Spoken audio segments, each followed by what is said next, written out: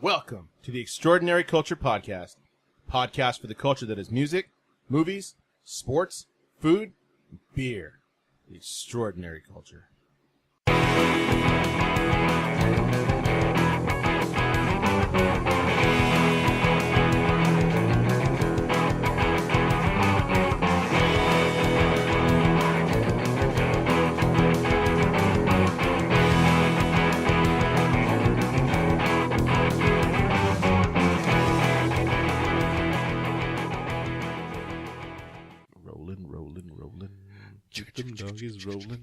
Rolling. Hey, happy birthday! Oh, thank you. Yeah, happy birthday, man. Old ass man over here. Happy birthday. Grandpa becomes more of a grandpa. I realize I'm closer to middle age than I was last year. What do you mean closer to the middle? Here, where are you there? Insert Ramon's But he's birthday not song old. Yeah. from The Simpsons. Yeah. No, You old bastard. I've already told everybody I'm old. And goes like, when Rage Against the Machine broke up, I don't know about anything about new music anymore. Somebody told me about a week and a half ago that they always say old age is 15 years older than they are. So for that, I'm not old. It's 15 years away. That's true, huh? Yeah. So here we are, first podcast of 2019. I'd say Happy New Year, but that shit's old. Yeah. Yeah. I'm one of those ones after the first week. No, I don't even You do don't that shit say after New Year's Day. I don't say that shit. No, I'll do it for the first week. That's okay. You don't get that. We don't get that play. Man, just say it. What are we trying to do? Turn my headphones down Right here. instead of up. Thank you. There we go. That's so much Okay. better. Okay. You guys are loud. We're always loud. Haven't you ever No, been in a I'm room with always us? loud. This is other motherfuckers. I always got to turn that shit up. You know, we do have some new segments and some new things going on for the new year, right? Saturday Xavier? spins, and there's nothing after Yes. Rage Against the Machine. Hey, have you noticed they've always been older artists? Yeah, it is. Fernando, this one's for you. So, so I just have a huge collection of vinyl records. So I'm just decided I said, you know what? I'm going to do Saturday spins because it sounds nice. And so I've picked the Beatles' White Album because they reissued for the 50th anniversary last year. I did David Bowie's Aladdin Sane, and yesterday was the Rolling Stones, their Titanic's Majesty's Request, just because it's not a well-known album from the Rolling Stones. It only has like one song that people have heard. Yeah, what She's a song is Rainbow. that? She's a Rainbow. I don't even know that one. Oh, wow. It's one of the last 2 or 3 with Brian Jones on it. Oh, okay. And it has a lenticular cover, so remember those little things you move around and it Yeah. changes? Has one of those. The first time I heard that, I'm like, what the fuck? The Satanic Majesty's Request? What are they trying to do? What are they on? Well, this is kind of their answer to Sgt. Pepper. It was like, well, you got Sgt. Pepper's Lonely Hearts Club Band, we got their Satanic Majesty's Request. So That's fun. every for the next rest of the year, I'll be having playing a new album. Hey, speaking of satanic, today's the anniversary of Ozzy biting the head off the bat. Did you see that? That's it? Yeah. It's a real bad. Like 30 years, 35. I don't know that shit. But You're anyway, like it's the anniversary. 35 No. years. They put together. Apparently, they put together like a stuffed animal of a bat with a detachable head. Oh, wow. Yeah, I have to check it out. I think that's what it was. But I saw a picture of it, and I thought it was pretty funny. I was like, oh, that's freaking funny. That's an Idiot upcoming spin, then. Ozzy. So would that be an extraordinary eat, Rick? Sharon. That would be an extraordinary eat. A bat. That's something different. You know, I'm a chubby kid, so I like to go out and eat. So I figured we'd start sharing some of that since everybody else posts their food on Instagram. Why not us? Yeah, actually, I don't know how one of my coworkers saw the. I've been getting asked about that the podcast a lot at work. What's up? Actually, it's kind of weird. I don't really talk about it too much at work just because it's kind of a separate thing. But Right. People are asking me about it, and I was like, oh yeah, hey, check it out. You'd probably find something you like.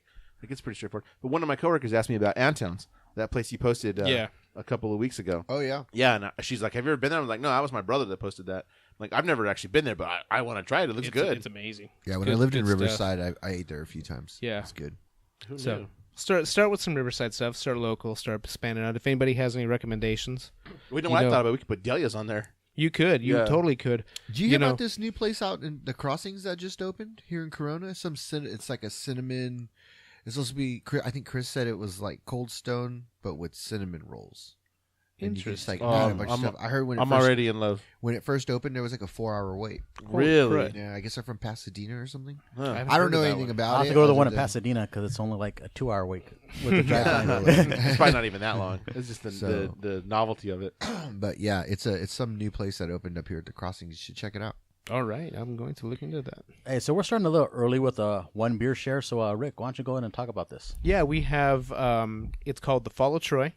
It's by Belching Beaver Brewery, which, if you know Belching Beaver, you really can't go wrong. It is their Orange Vanilla Milkshake Double IPA. I just realized that there was a beaver underneath that helmet. Yeah.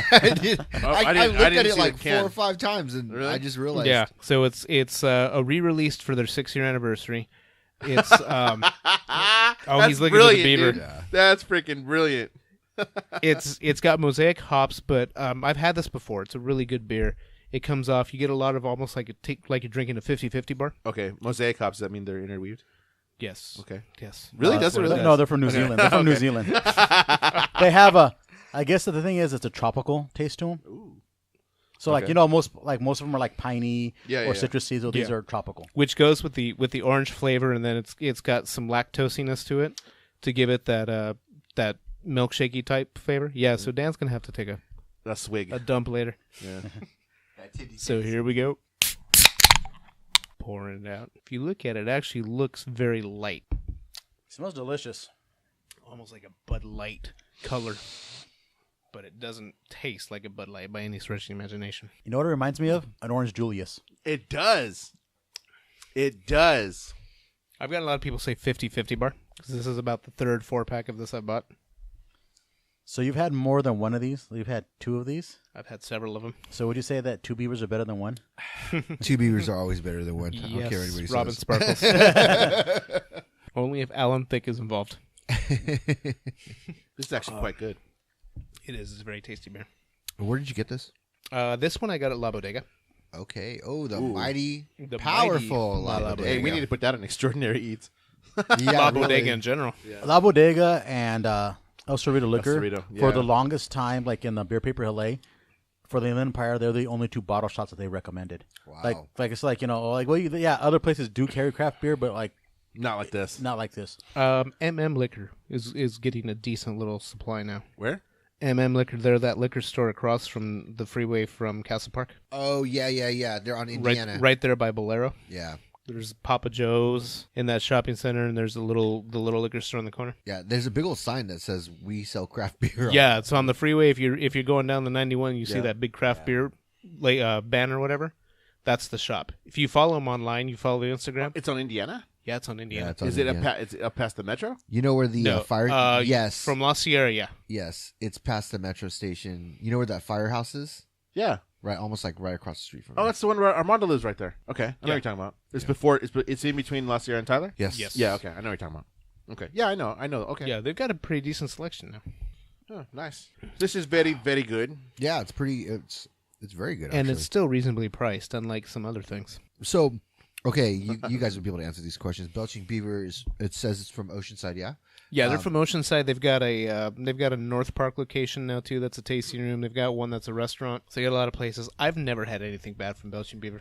Yeah, neither have I. What's the last thing we had from Belching Beaver? We had We had have that some Mexican last chocolate one? one. Yeah. Oh, Oh, that's yeah. right. Yeah, that was good. I've seen it just out and about. I've seen it like 3 other times. I'm like, damn, I should buy a bottle. You know what I cannot find? They do. They've had like 3 or 4 collaborations with the Deftones. The one I cannot find is the one they did, because all of them have been IPAs except for one. One of them was a nut brown with coconut. Oh, wow, that sounds It's good. amazing. I've only seen it once. I bought it once, and I can't find it. AleSmith has a nut brown. It's actually called nut brown too. Yeah, It's pretty good. It's pretty good. and then Scott has Give me the that nutty Yeah. brown.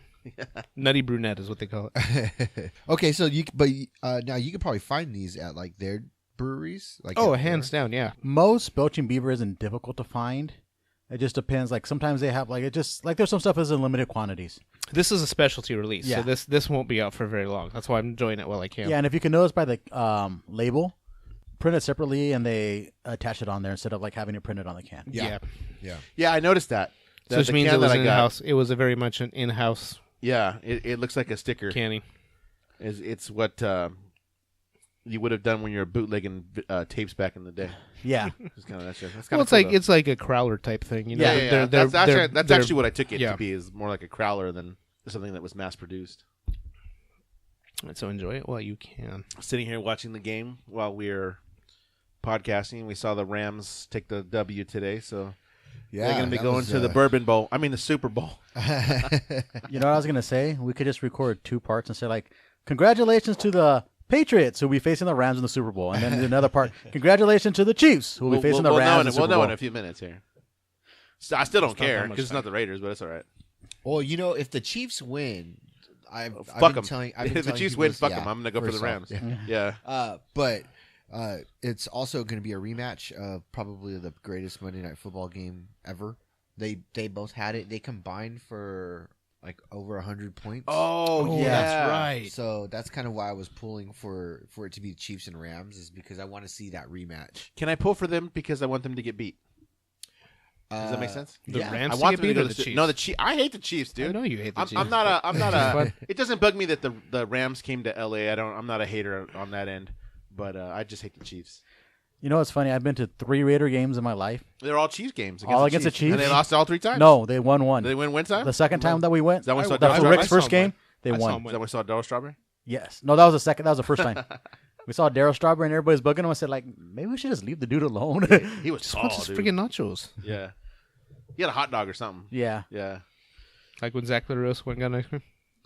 Yes, when we went to the Laker game. Remember that? Yeah. No, I Walk wasn't right- there. Remember walk you right guys by talked us. about it. Yeah. Zach already said, "Hey, what's up?" Oh, he said, "Go get an ice cream, Zach." Yeah. Tough guys. Tough guys. Dude, so what's up with Disney raising their prices? It's January. They can make That's what money. they do. It is that time of the year. You know what? They're It's the most cashing in. wonderful time of the year. Yeah, it's not if you're renewing your pass in a month. Now, how much is a 1-day pass now? It's tiered, so it depends on if you go to the park, it's the same price all the time. But if you buy it in advance, it's tiered based on what they think the demand is. I think the lowest price is $104 now. Wait, it's you say that again. If you buy it online, uh-huh. it's a tiered pricing Yeah. based on what they think the demand for that day No, is I know gonna that. Okay, what did you say about? I said I think that the lowest price right now is $104. you isn't mean it? before Yeah. that, huh? No. He said something like, if you go to the park, it's one thing, but if you buy it in advance, it's tiered. No, it's tiered all the time. It's tiered all the time, Yeah. even at the park. Even at the park.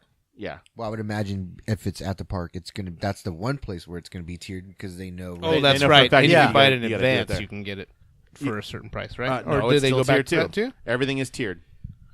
It goes out a few months. It only lets you buy so far out in advance, and it's tiered the whole way. They know what their peak days and what their non-peak tickets are going to be for the most part. You're going to pay what you're going to pay. There's no argument here. I actually don't really have much to say other than just it's either a value to you or it's not. They're still looking to, as far as I'm concerned, limit the number of pass holders. This one, I think, shut out a lot of them because the jump in like my pass was $250. Yeah. Yeah, it was quite pricey of what it was. Is it still out of my range? I'm honestly no, it's not. I still see the value in it, so I will okay. renew Have it you in done? August. Have you ever done the math? No, I mean not really. I still look at it as what their 1 day thing would be. How many times I go a year? Well, that's what I'm and saying. it's still like, well, yeah, but that kind of I don't need If you're to do going that a kind of dozen math. times a year, you're getting your money's worth. Right? And I go easily 50 times a year, Yeah, like easy, because I'll go in the summertime twice a week. yeah, You know, for just a few hours. So it's my money's worth is always there. yeah. The kids go often enough with me that it's like their pass is still worth it too. It's Right. it's the only way to do it if you can afford it. That like there's the only way to actually do it to make it worth your money if you can actually afford it. And at this point, I still can. So it doesn't mean that much to me. Yeah, I know it sucks. I feel bad for the people who have to do it per day because at that point you got to make some decisions. What are you okay with doing? Because you obviously can't do anything. It's only going to get worse as we get closer to the summer and Star Wars Land, Galaxy's Edge opening, but there's still stuff to do at DCA. You'll get your money's worth if you plan it right and partake in the entertainment and all that other kind of stuff you can do. You'll get your money's worth. I think that's kind of the bottom line. You have to, if you're a pass holder, there's a point where you have to not say, I'm going to go ride rides every single time I go. You have to be able to take in and enjoy every little aspect of the park. And that's something that the everyday consumer is not doing because I'm paying $120 to come into this park. I want Space Mountain. I want the Matterhorn. I want Star Tours. I want Pirates of the Caribbean and the Haunted Mansion. Chances are nowadays you're not going to be able to ride 5-6 rides in a day, Yeah. even if you really want to. I mean, you have to go like on a Wednesday, like in January, to ride everything. Yeah. And there's still times there's no off season. Yeah, there really is no off season, but you can plan it so that you can make the most out of your day and get the most out of it and do the most things, ride the most rides, do the most shows, whatever you want to do. That still can be done. This one, however, did price out a lot of pass holders. Yeah. A lot of pass holders. It's getting tough even for me. I was talking to a guy at work, and he was telling me, he goes, I'm done. He goes, I've had a pass for 6 years, and then he goes, I just can't do it anymore. Those Yeah. more I love social it. clubs? That seems to be dying down, dude. I haven't seen those. The little fools in a bastards long can't time. afford it no Because more. most of them are there Sunday mornings. What's that? Most of them are there Sunday Yeah, but mornings. I've been there on Sunday mornings, and some of them I haven't seen. You still see a few roaming around, but not Not in the not number anywhere that- near. Most of the social clubs that you do see are maybe 5-6 members. Yeah. Yeah, the biggest ones have seemed to have like fallen off by the wayside. Disney, well, you know some of that, Dan. Yeah.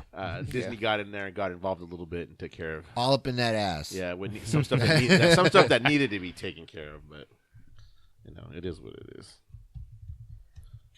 Well, you guys want to take a break here, and Yeah. then we'll come back and we'll get into some reviews. Yeah, we're gonna throw some music in here again from the B Sharps. I talked to Rob this last week. We're gonna try to set something up here in February.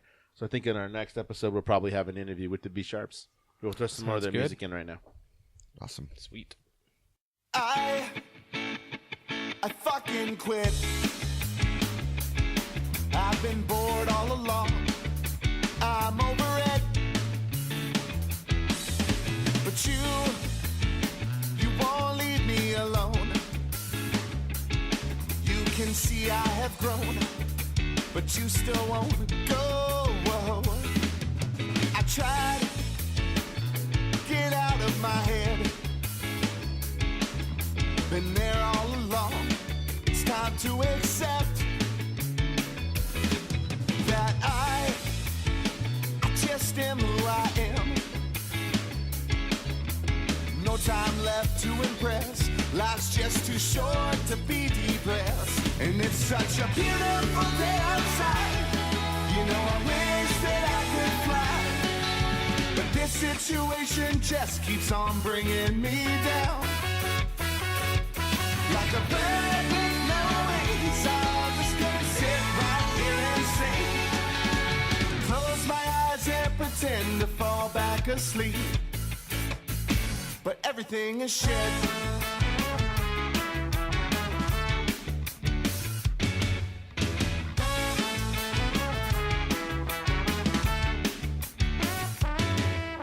So I just sit here at home, solve these wounds on my own, and you still don't go. Now try, please get out of my head. But why can't I accept that life's just too short to be depressed? And it's such a beautiful day outside. You know, I wish that I could fly, but this situation just keeps on bringing me down. Like a bird with no wings, I'm just gonna sit right here and sing, and close my eyes and pretend to fall back asleep, but everything is shit.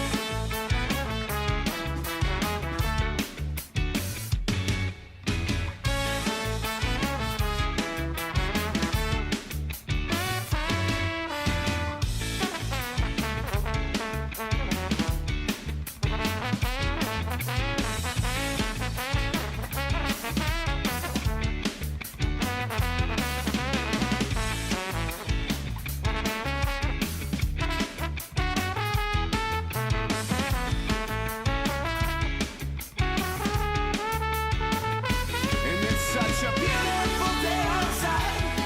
You know, I wish that I could fly, but this situation just keeps on bringing me down. Like a bird with no wings, I'm just gonna swim until I sink, and close my eyes and pretend to fall back asleep. I'm Mary Poppins, y'all. Hey, Rick, Yes. did you watch Mary Poppins? I did watch Mary Poppins. Yeah. Yeah, What'd I you think? actually watched it today. Uh, All I got to say is there was a lot of scenes in there where I told Alicia, I'm not crying, you're crying. it kind of was an emotional movie. Huh? It was a very emotional movie. And then, Alicia just lost her uncle, so Oh yeah. it hit very close to home. So Yeah. she was in tears a lot of the movie, no offense, my love. But it was really well done. And there was enough newness to it to be really cool, and a lot of nods back to the past to make it an understandable think bridge. It felt familiar to you because you kind of knew those characters already. Mm-hmm. I mean, you knew Mary, you knew Michael, you knew the captain, Mr. Yeah. Banks. The Mr. Admiral's Banks back in it. the Admiral Admiral, Boone. the guy that shoots the cannon off. No. Okay, you haven't seen the original Mary Poppins? No. No. Okay. Okay, anyway. let me explain why. We didn't get a VCR until I was like 10 years old. So by that time, I Us didn't neither.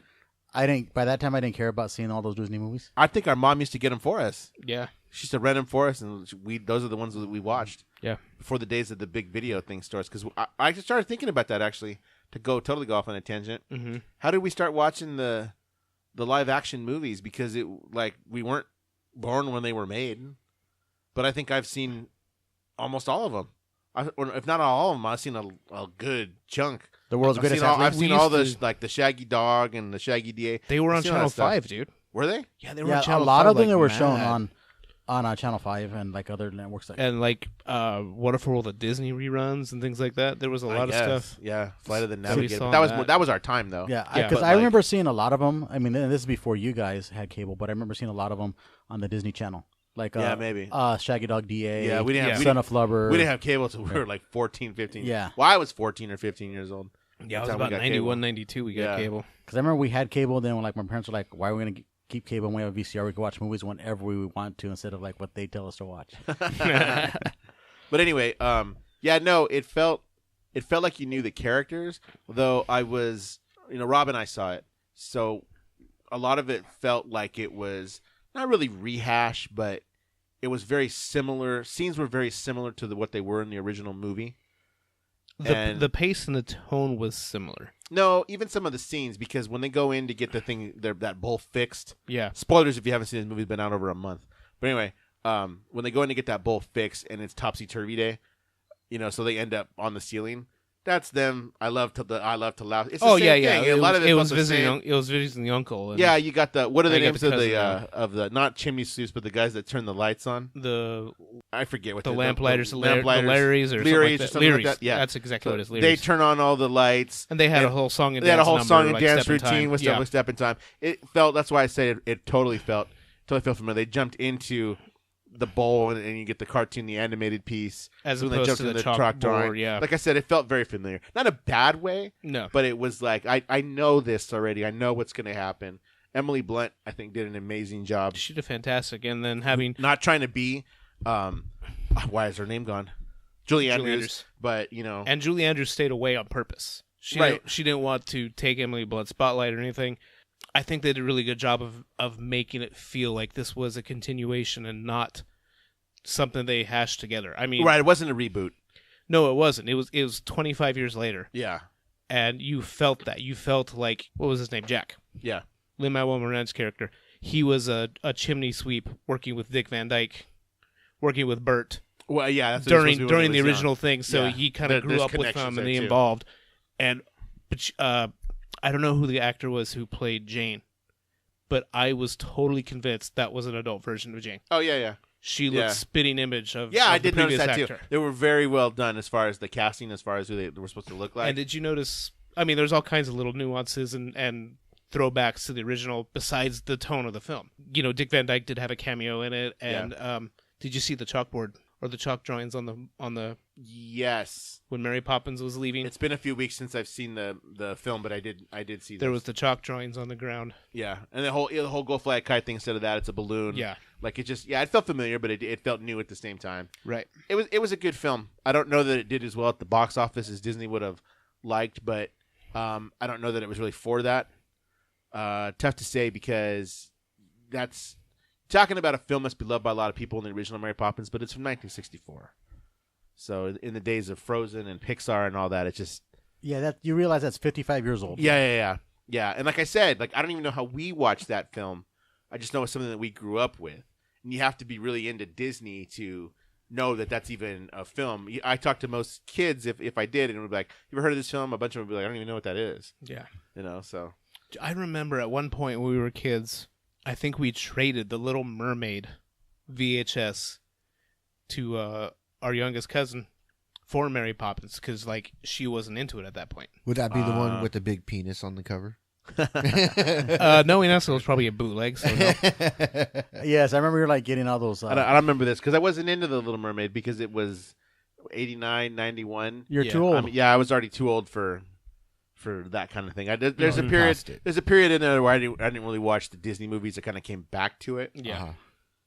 And the sad part is actually the Renaissance. Yeah, A lot of it was during that Renaissance time. during the Renaissance when it kind of came back with the Lion King and all that. I wasn't into it. I remember going to see, and not that this is 100% Disney, but Nightmare Before Christmas in a movie theater. Yeah, I remember we saw it together. Did we? Yeah. I didn't remember that. But I do remember doing that, and then a few years after that with some of the sequels. Like I do remember seeing Return to Neverland and stuff like that. Yeah. And it kind of just took off from there, starting to see Disney films in the theater again. But I don't know. You know what? One film I'm disappointed that y'all didn't see was Aquaman. Disappointed? No, I'm not disappointed in Aquaman. I'm disappointed in you all that you didn't see Aquaman because it's a movie about freaking Aquaman. Like again, Dude, I'm gonna quote Big Bang Theory. Aquaman sucks. I know, and that's why I was like, dude, they make a movie about Aquaman. I kind of have to see it. Like, I'll probably check out Shazam at some point. New trailer of which just dropped today. But anyway, I probably will see that just because I'd like to check out all comic book movies for crying out loud. I saw Jonah Hex. Yeah, which is not. I've never movie. seen. That's not a good movie. I've never seen Jonah Hex. You know, I saw it and I was like, I know we've talked about this. Dan was in on this one too, who said like, I'm intrigued by that Aquaman movie. I was too. I actually convinced my other brother, let's go see it, dude. Come on, it's $5 in the morning. Like, let's give it a chance. People are actually saying it's actually pretty good. He's like, all right, I'll go. And he went in with low expectations, and we walked out, and he was like, that actually was a pretty good movie. You know? Yeah, everyone. I'm saying that about Aquaman. Yeah. Like yeah, the mine's biggest, gonna be on iTunes rental. the biggest complaint I've heard about Aquaman is some of the CGI. People say it's a little bit more fantastic than it needs to be, but it came off well. They got the right guy in Jason Momoa who just kills it as Aquaman with a kind of, he has an attitude about him. He's definitely that Arthur Curry that was with the long hair, you know, in the beard. He's that Arthur Curry for sure. But he's also has some comedic timing. Ryan actually said he didn't like the interaction, the chemistry between him and what's Aquaman's wife's name? I can't remember. That chick. It's gone, dude. I know. Lady something or No, whatever. no. She has a name, but I can't remember what it is. Aqualad. No, there was no Aqualad to be found in this movie. He didn't see the chemistry between them. I don't know. I really wasn't looking for that. I just was kind of taking the whole thing in. I see what people do say about the CGI because it kind of seems like it was maybe a little bit more than it needed to be. So it was Green Lantern-esque CGI? No, not that bad. No, it was definitely not Green Lantern and CGI, but it was like everything was underneath. You know, obviously in Atlantis, everything has a glow to it, and that may have been a little bit much. So but they figured out a way to do, dude. Like Naboo. They figured out a way to not even that bad. They figured out a way to actually when everybody was underwater and talking, they're actually amazed when he first goes down. He's like, I can talk underwater. Yeah, this is something we're going to adapt to, but everybody's hair actually moves, and it like. They digitized their hair so it would move, and it was like, wow. I just never thought I would see it. First of all, I never thought I would see an Aquaman movie. Second of all, I never thought I would walk away. Right. No, I never watched Entourage. I don't care about Entourage. People have been saying, Entourage. I don't give a fuck. I never watched it. I have no basis for knowing anything about Entourage to even give that argument any kind of credit. I just don't know anything about it. Didn't watch it. I just know, like, they had Aquaman trailers, so I watched it, and that was it. Yeah, no, I know nothing about it, so it doesn't. It's basically it's irrelevant to me. But yeah, no, it just wow. I saw an Aquaman movie. It actually wasn't bad. I mean, it actually probably is better than Justice League. Hey, so I didn't think Justice League was a bad movie. This is actually pretty good. It was like it held up. I watched a movie about that. And as a bonus, Aquaman is probably a clone because you know who his dad is? Namor the Submariner. Tamura Morrison, Jango Fett. That's who plays Arthur Curry's dad. That means Aquaman. Hey, so who would win a fight between Aquaman and Namor the Submariner? I couldn't tell you. I won't be able to tell you until Marvel makes a Namor the Submariner film that even Glenn Danzig has been waiting for. But Marvel's making another film. You know what that is? Yes. SpiderMan Homecoming. Or Far From Home. Far From Home. They already made Homecoming, so yeah, they did make that. Well, they actually made Far From Home already, too. But yeah, but... Now, did you notice the Ramones in it? Yes. And you notice where the Ramones are from? They're Queens. from Forest Hills, Queens. Now, in the in the trailer, the soundtrack was pretty good. Yeah. In the original canon, Peter Parker and the Ramones went to the same high school, Forest Hills High. Oh, wow. Nice. It was a good trailer, though, I'll tell you that. It was fantastic. Yeah. Can we tell what they're doing with Mysterio yet? Because he kind of came off to me like, is he a good guy? Is he a bad guy? That's kind of the question going around the internet. Really? I haven't looked at. I did watch the trailer maybe twice. Haven't really seen any. I'm not big on the whole speculate. This is what we think is going to happen because See, because I watch a few of those, but I don't take them to heart. No, I don't at all. So because I've been too busy to watch anything. I watch it because there's always things that you miss that like, or things that like. Yeah, I'll watch you that. You kind of know a little bit about, but they kind of explain a little more. Now I'll watch that. Things you might have missed in the trailer because it's there. Yeah, there's stuff that's hidden that's there. Sometimes it might mean this. Sometimes it's just an Easter egg for because just because they can throw it in. Yeah. But no, I haven't watched anything for this. But I've been busy and it dropped during finals week. That's why I didn't watch it. Right. Mysterio's in it. The other villains in it are now Hydro Man was. Well, I've heard that's Hydro Man, Sandman, one of the fire people that they got 100 names on them. And then it's somebody else. But they also heard that it could be the elementals. Now, I've also heard, according to speculation, this because Mysterio's powers, he doesn't have any powers, but he's an illusionist and he can project things. And the reason why he's fighting, like he projects these things so people could see him and he's fighting them. So it makes him out look like he's a good guy. Yeah, that's kind of what I was thinking about with that is how it affects him and being a showman. Yeah. How that might affect him as a career. So we will see, but I thought it was great. When does that movie come out again? July? Okay. Yeah, I think it did. Yeah, July 5th, right? Yeah, okay. July. All right, and we know Spider-Man survives Thanos. Got it. Okay. That was another thing. Like people were like, okay, so is this before or after? So I think it's going to be after Avengers Infinity War, and that's what most of the speculation is, but you never know. Well, interesting enough, none of the new Tony Stark hasn't been in the trailer at all. Yet. It was all happy. Yeah, it was all happy. There's other, I saw some that said like, oh, proof that Tony Stark survives this. We don't know until we see the movie. Right. And they could always do like red herrings to throw us off a little bit on purpose. So that sounds like Mark Hamill. Speaking of Spider-Man and all that, did you see the 10-year challenge with Aunt May?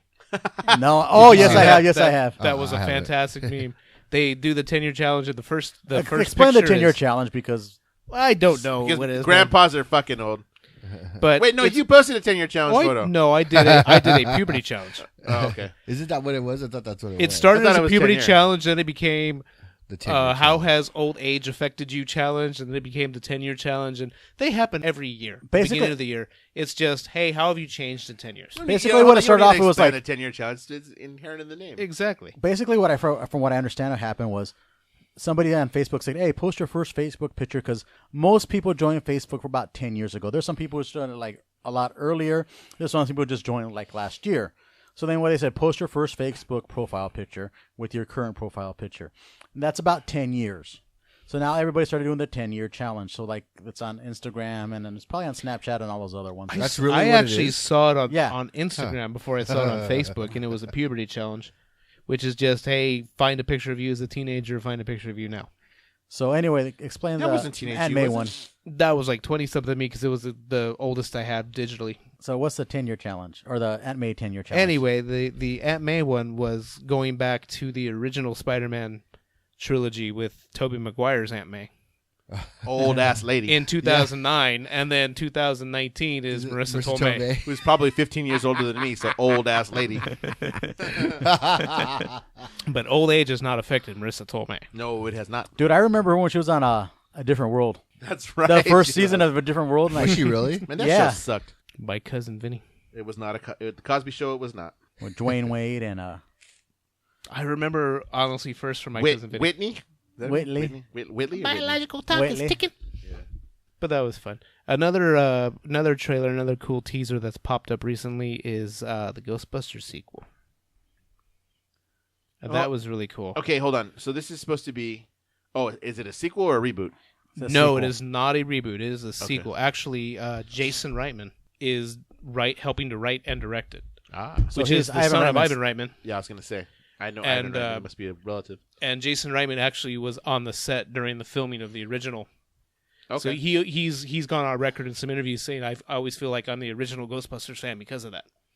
So he wants to do a lot of good with this franchise. It's a fair assessment. Yeah. Did you ever watch the other one? The one with all the women? Yeah.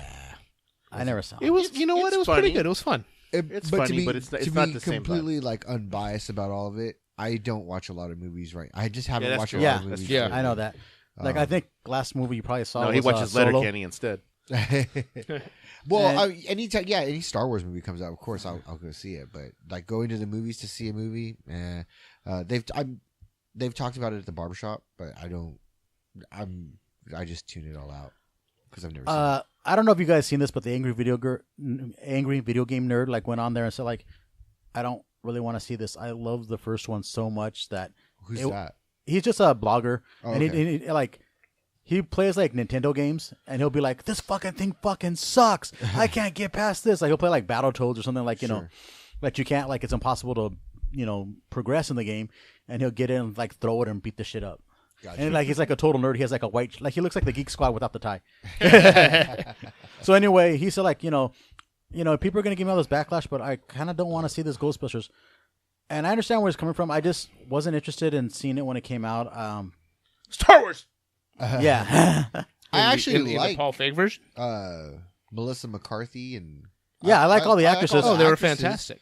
But yeah, I just wasn't. Like, And you know what? girls, Chris Hemsworth, comedic chops in there. I heard were he was. Yeah, that was fantastic good. He was there. really good in Yeah, that. They I were heard he was really good fantastic. in that. I've only seen it like once, but it was pretty funny. I catch it Yeah. every now and then. It's on cable all the time, so If Yeah, it's on it- cable, it I actually might is on- watch it It's on there. cable all But the time. it actually it's dubious though because I'll say, "Oh, sweet Ghostbusters," I'll turn it on. It's I have Oh, I one know that does 2016 bug me. version. That does bother me. They'll be like, "Oh, so it'll say Ghostbusters," and you're like, "Yes, Venkman," and then you turn on, you're like, "Oh, that's the wrong 2015. one." Yeah, 2015. Yeah. So anyway, going back to this Ghostbusters, this is a sequel. It takes place in the now after the last film. Yes. So So Vigo happened. Stay Puft and Zool happened. Egon has died. Apparently, I mean, there was talk years ago they're going to do a reboot and they were going to have Egon be blind or something like that, like stuff like that. But yeah, at this point, looks like Egon's died. they haven't Jason made Reitman's hinted at maybe after that it kind of franchised out. Did they get? Oh, okay, that would make sense. Hey, did they get? What's his name? Louis. What's his name?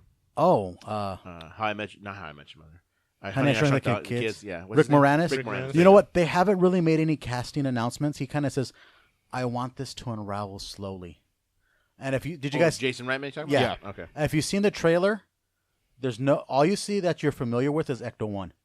It's in a barn. It's in a barn. It looks like it hasn't been moved in a few years. You start getting the classic Ghostbusters sounds. From the you hear like and then you see like in the it's off screen, you see like these lights and it could be a proton pack. Greenish glows. And then as it pans in, there's Because like they have a half-life of 500 years. it's in a barn. It's in a 5,000 years. 5,000 years. It's in a barn, and if you pan and then off to the right, there's a fence. There's somebody like I didn't see this. I had to watch the Nerdist, and it said like there's ectoplasm on the fence. I didn't see that. Yeah, I sent the extra link, so if you guys, it's on your thing. You gotta get a chance. I'm gonna watch it. And I know since that's premiered, both Ernie Hudson and Dan Aykroyd have said, if you need help tuning it up, let me know. Oh, nice. So they're hinting at being part of it for sure. So this teaser isn't even really anything real. It's just Something. Something I put mean, together. it was literally Jason Reitman announced he was going to make the movie one day, and the day literally after that, this came out. okay. So there's nothing even to Put it this show way. yet. This could be a fan trailer because there's almost nothing other than the Ecto, and like people have made Ecto ones all the time. Mm-hmm. Yeah, including a guy that I know. Yeah, who passed away too. Yeah, that's crazy. So yeah, this could be like a fan trailer. I mean, there's nothing like really attachment other than the Ecto. Then, so you're saying, like you said, it's very similar to a fan film. Exactly. And you know what was another really awesome fan film is, did you guys watch the Vader episode 1? Yes. Fan film? Yes. That No, I did actually, I see. haven't watched it yet. Oh, it's about 12 minutes long before credits. Uh-huh. Really well done. So what's the story behind this one?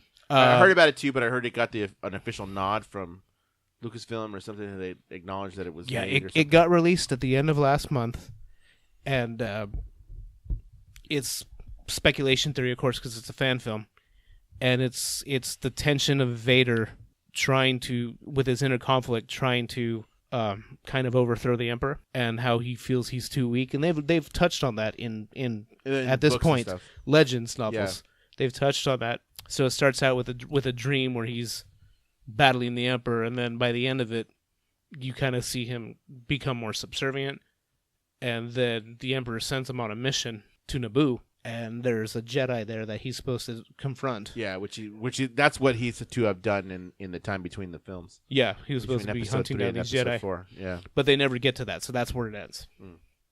So if you haven't seen it, it is definitely worth the view.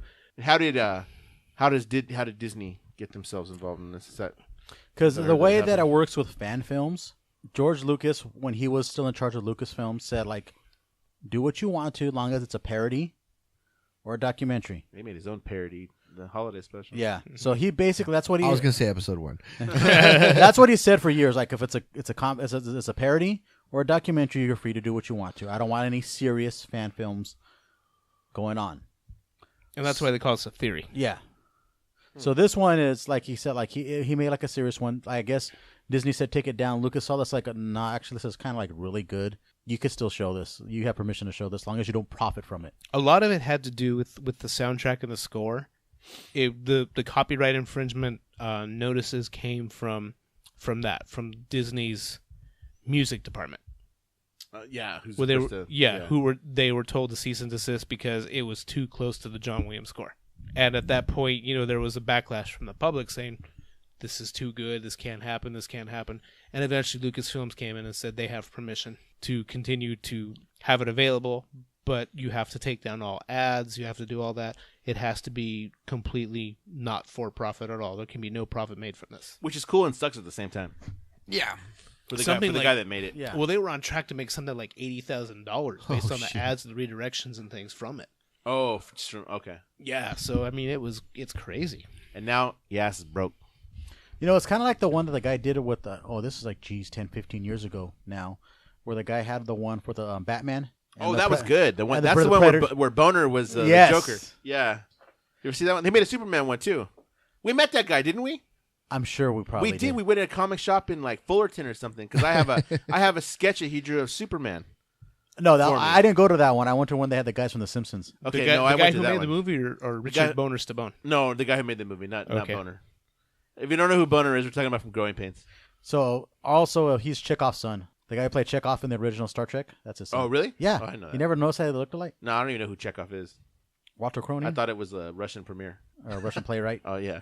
No, I know. I'm a Star Wars guy. That's for you, Anthony. The sad part though is there's still not a Star Wars trailer or a know. name for Episode 9. When does it come out? But December? there sure is a call to Is it take December? J.J. or- Abrams off that. No, it's not a May one. It's Is that Is a there May? really? It's gonna be There's a petition which don't work to take J.J. Abrams away from directing that by a bunch of fans. I think Do they most of want it was Rian already in the Johnson back? can. What's that? I thought most of the movie was already It filmed. doesn't matter, dude. It's in not gonna- reshoots. it's a petition. Yeah. It doesn't matter. It's in reshoots. The petition of that caliber for that kind of stuff doesn't happen. I mean, they petitioned to get a Death Star built. Did we ever get one? No. No. Still don't have a Death Star. Hey, maybe we get $5 billion for it, though. 5.7. The cost was astronomical. Yeah. Like the White House acknowledged it.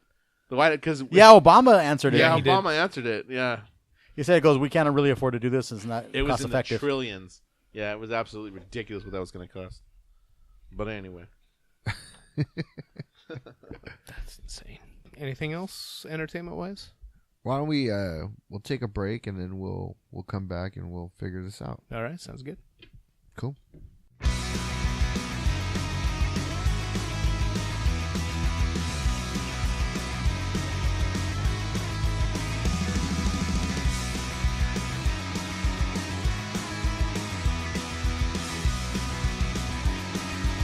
I wanna be a dog.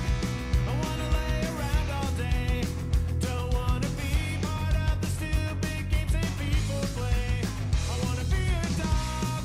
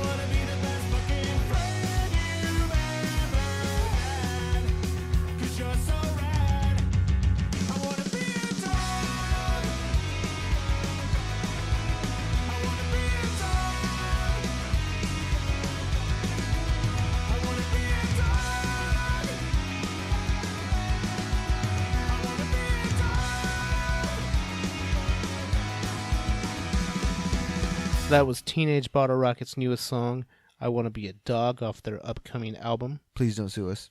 Please don't. Is their artwork like it is on every other album, just different colors? Yes. Okay. Yes. If you don't know, it's basically the skull and crossbones. Yeah, You know, with the twist to it. Rockets Yeah. piece to it. Really cool band. Actually, Miguel Chen, the bass player, he just put out a book within the last couple of years called I Want to Be Well. Mm-hmm. It's total mindfulness, yoga type mindset. I don't want to use yoga as the yuppie thing, but very much mindfulness, which is big right now. Dude, I never thought of yoga being yuppie because of DDP yoga. That is true. Yeah, it's a... That is true. Yeah. But really cool book. I just finished reading that too. Very DIY in his whole mindset of getting that perfect day and being connected to life. So, Is that If you get a chance. is a new album coming out, or what they got going yeah, on? new album coming out in March, I want to say. That I don't even remember the name off the top of my head. Do you know who else just put out a new album? Who? Real Big Fish. Wow. It's called Life Sucks This Dance. Okay, so thinking about Real Big Fish. I saw him on Warped Tour this last summer, and, you know, I told the story before. I took my daughter. I was like, let's go watch Real Big Fish, because it's one of the only, I think they were the only ska band. The only ska band playing on the thing, and I'm kind of getting back into ska again, you know. And so I took her to go see him, because I was like, well, they'll play some of the old songs, and that'll be good. No, most of their set was some of the older stuff, a few newer stuff. So nothing is going to beat Turn the Radio Off. No. That's an amazing album. But after Turn the Radio Off, the next couple of ones kind of lost me. They had more of a Devo sound. Kind of went more new wave than it was actual ska. Like, Why Do They Rock So Hard? Not that they're bad albums, they're really not, but it's just not the same vibe. I just don't remember buying those. That was kind of the evolution of ska, though, in the late And in it was in the mid late 2000s. And it was. So I don't fault them for that at all. That's just kind of the way that it was going. Mm-hmm. We've seen everybody kind of have just an evolution in their music. I mean, no doubt it's not even a ska band anymore. But Yeah, because you went from a horn section to having like one horn. yeah, and now they have a horn section Yeah. again. So starting with, And I Aaron's the only original member, though, right? I think Aaron is the only original member. But starting in 2015, they did Candy Coated Fury. That kind of was a throwback to what it originally was, and it was a pretty good album. So I saw this one come out, and again, I had seen Real Big Fish in the summertime. Their holiday album is actually really good. Real Big Fish's I've heard Christmas several of album the songs on them. is actually really good. So I was like, let me pick this up and give it a shot. It actually is pretty good. It's a throwback to the original stuff. Again, it is no Turn the Radio Off, but it's actually pretty good. Like, I would recommend you give it a little bit of a listen. It's just got that vibe.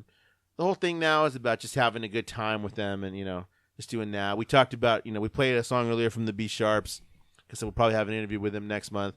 But they've got that kind of vibe, and it just got me back into thinking, like, yeah, I remember the good, you know, times we had listening to this stuff. So gave it a listen and thought, this actually isn't so bad. It's gonna have a few more spins off of Alexa. I remember like almost every month there was a big ska show.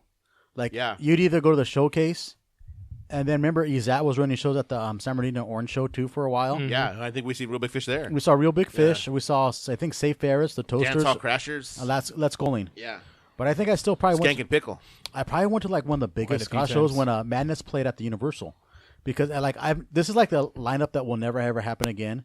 Hellcat opened, Dance Hall Crashers, Royal Crown Review. I know they're not a ska band, but it was Royal Crown Review, and then Madness. I'm like, some people go, that lineup will never ever happen again. No. Hey, I've been in a Hellcat lately. I don't know why, but I've been on a Hellcat kick lately. It's because they're damn good. They're damn good, and you know how it is when you like a band, and you listen to them for a while, and you kind of get back into it. Not that I never disliked any of their stuff, but you catch something later that you're just like, man, this is a freaking banger right Yeah, here. you catch on and go, you know, I didn't give this song enough You didn't- rotation before. The first time, yeah. I mean, Just I listen to damn. them, like I rediscover Hellcat every once in a while, Yeah.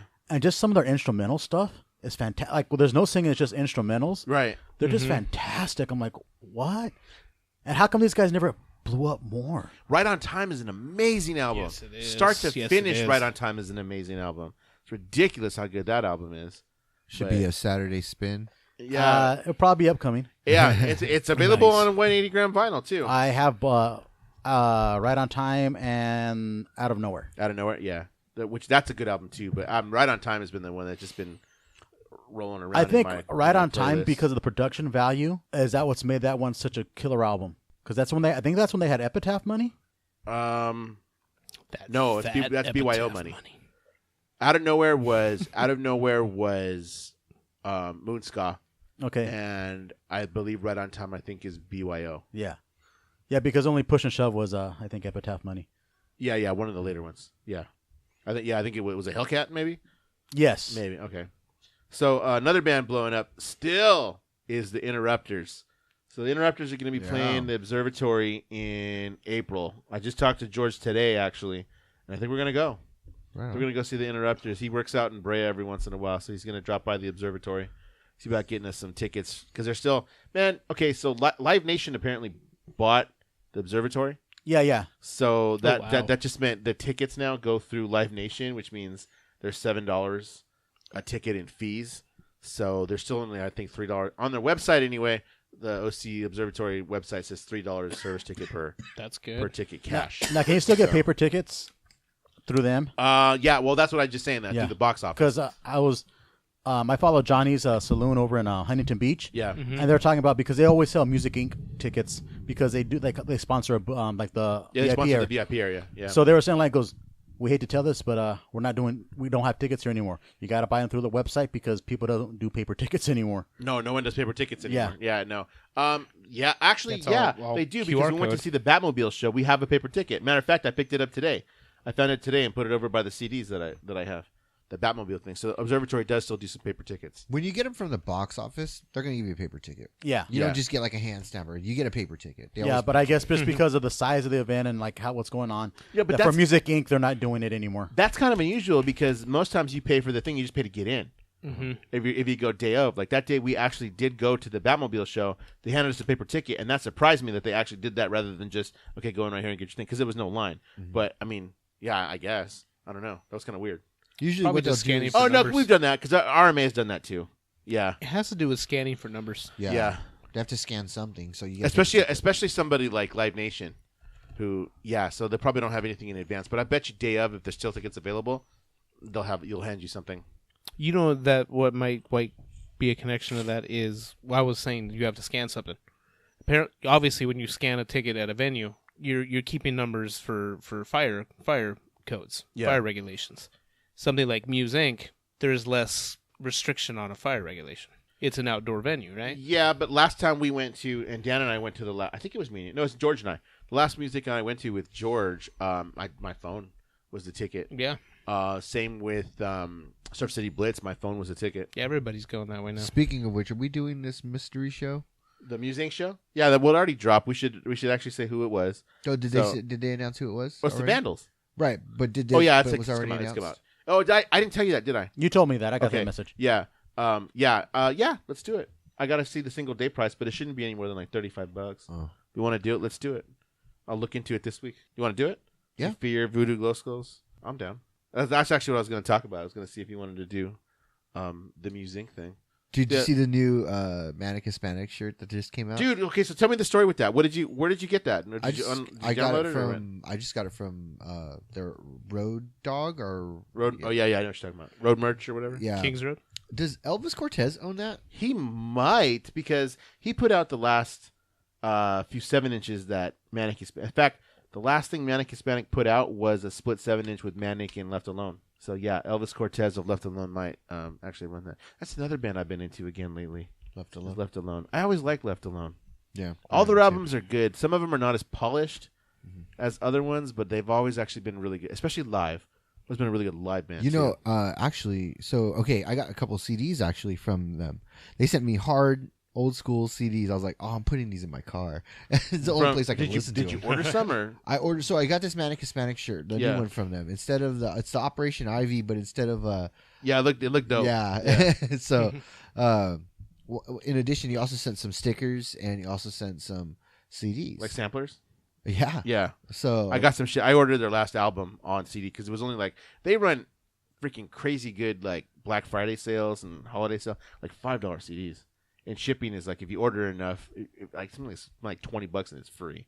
So it's always I actually have a hard copy of Harbor Area, their last CD. yeah. So I got stuff.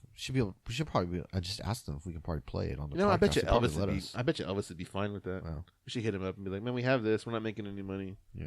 Like, I don't. So, Well, you kind of know him. I've never met him. You never met Elvis? I met him briefly, not enough to where he would remember who you are. Yeah, we go through Ozzy though. Yeah. In fact, that's kind of why I was thinking he had something to do with it, because he's selling Black Rose Phantoms merch. Oh, wow. So you can get it through their website, or like Road King merch or something like that. Yeah. RoadKingMerch.com Yeah, maybe. or something. Is it Kings Road merch? Kings Road. If it's Kings Road, it's not him. Yeah, it's not King Kings Road. Road. No, because would that's be him, huge. Kings Road is Road huge. something. Like King's it's Rose, I Road think, does something. like the Beastie Boys and stuff like They that. do Rancid. they do everybody. They do the shirt I have on is Kings Road. Yeah, The social. yeah, that's what I was Destruction gonna say.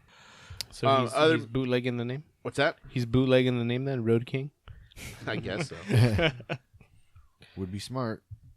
Music news. So a couple other things, just kind of weird, like factoids of stuff that's going on. For Christmas, I came across this. I got a book. I got a Misfits book, and it's a photograph book. By Yuri Vaughn? No, it's the same company that put out Yuri Vaughn's book, though, Bazillion Points Publishing or whatever, put out this book of the other Kaifa brother and another in the original days, and this other photographer in the Resurrection days. He was the photographer. They were both photographers for the band at different times. It's this collection of photos that they took from the band in the two different periods.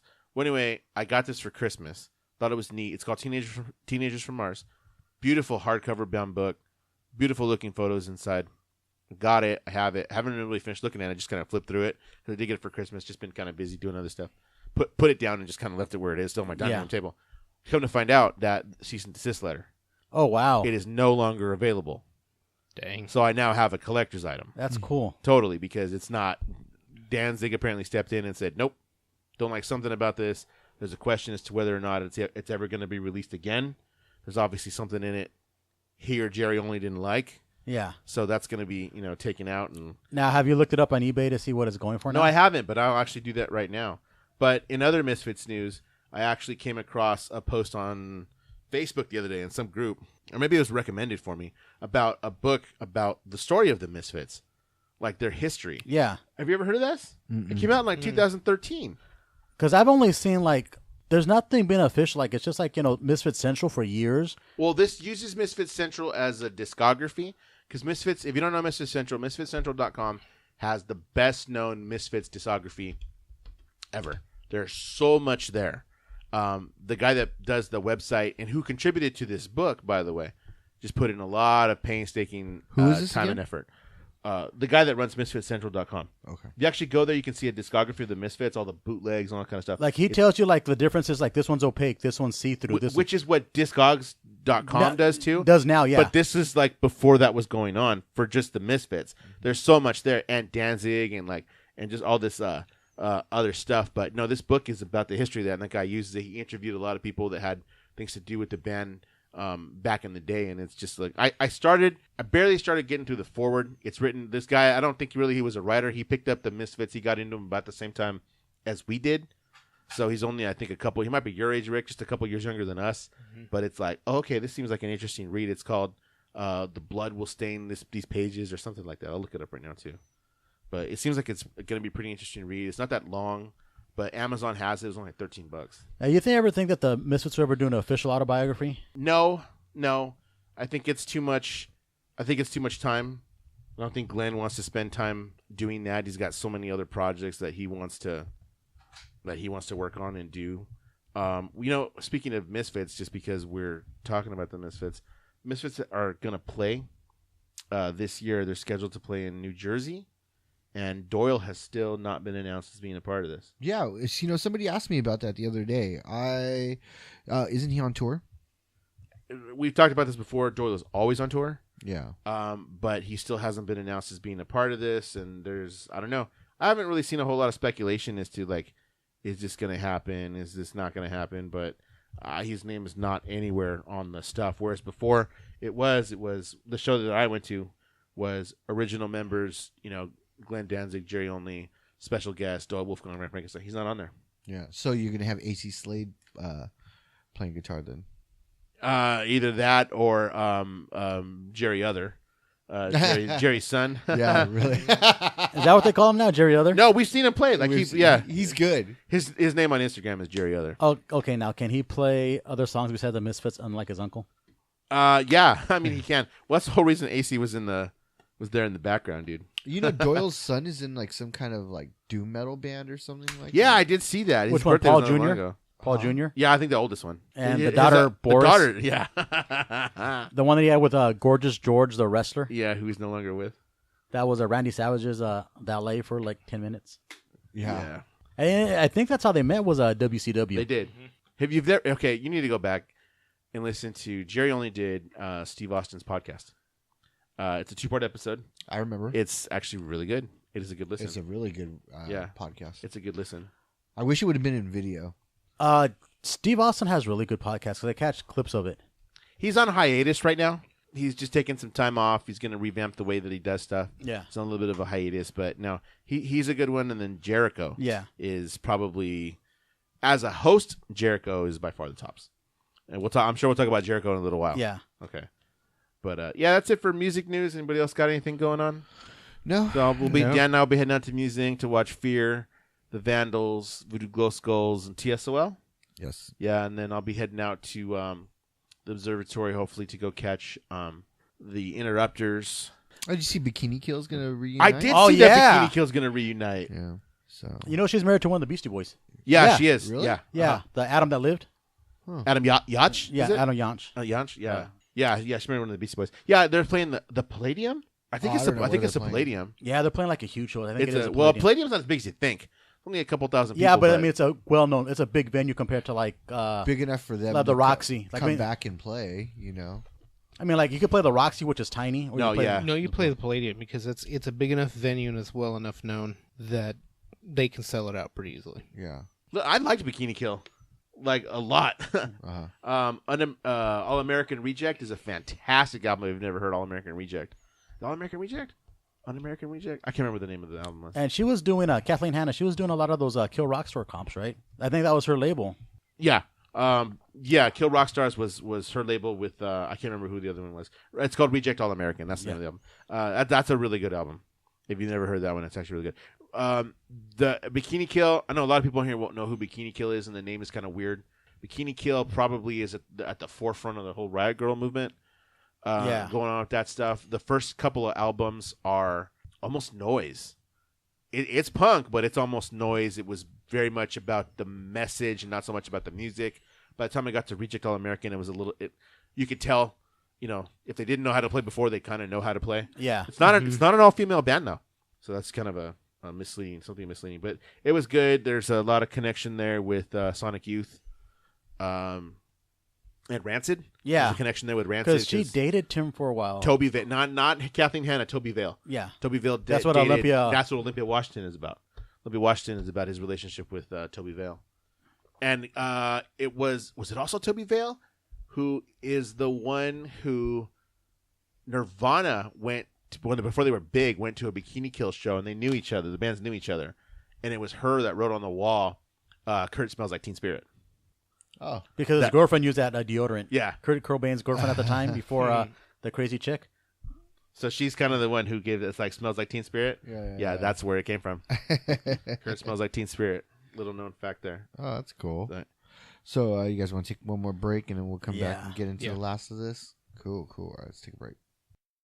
Gentlemen, as you know, the Ultimate Warrior.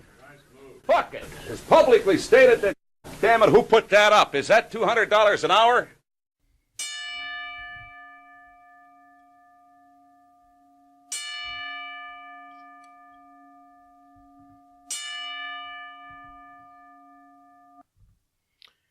This next beer is in honor of Mean Gene Okerlund.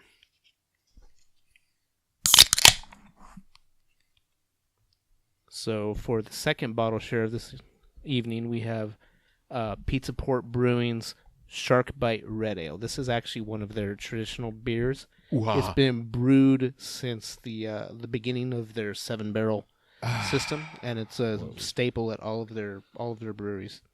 What's the 7-barrel system? It's just It's a size. Okay. So a barrel is about 2 of the big kegs. A barrel is 2 of the big kegs? Yes. Okay, got you. and it's traditional red ale. Ooh, now we're talking. So to Mean Gene. Shark bite. Hoo ha. To Mean Gene. It's good. Ooh. Oh man. Nice little hot, but not too much. Yeah. Ooh. Very nice. Very nice. Daddy likes. So let me tell you something, Mean Gene. Now, what do you got to say, Hulk Hogan? I gotta say, I'm gonna miss you, brother. So, Mean Gene was there as long as I can remember, man. We got into wrestling 30 years ago at this point. Like right before WrestleMania 5, I think. Yeah. Yeah, right before WrestleMania 5. So, he was always there. He was always that entertaining character. And we were talking about him even before the podcast that, we know him as the on-screen character, but I guess that same humor, that same personality, that vibe that he gave on-screen was something that was similar to his off-screen. Yeah, he was his, actual personality. I listened to the Bruce Pritchard, who is better known as Brother Love, and he was saying like Mean Gene, like after like they had the big events, he would be in the hotel room, but there was a piano. He'd start playing the piano, start singing. People would come around, and then Dan was saying that he heard another podcast that Mean Gene and Pat Patterson, of all people, would charm all the ladies, and the ladies were like, "Oh, you're so funny, you're great, that's awesome." They Legends House was a show on the WWE Network, and I haven't watched it all. I caught this from Storytime.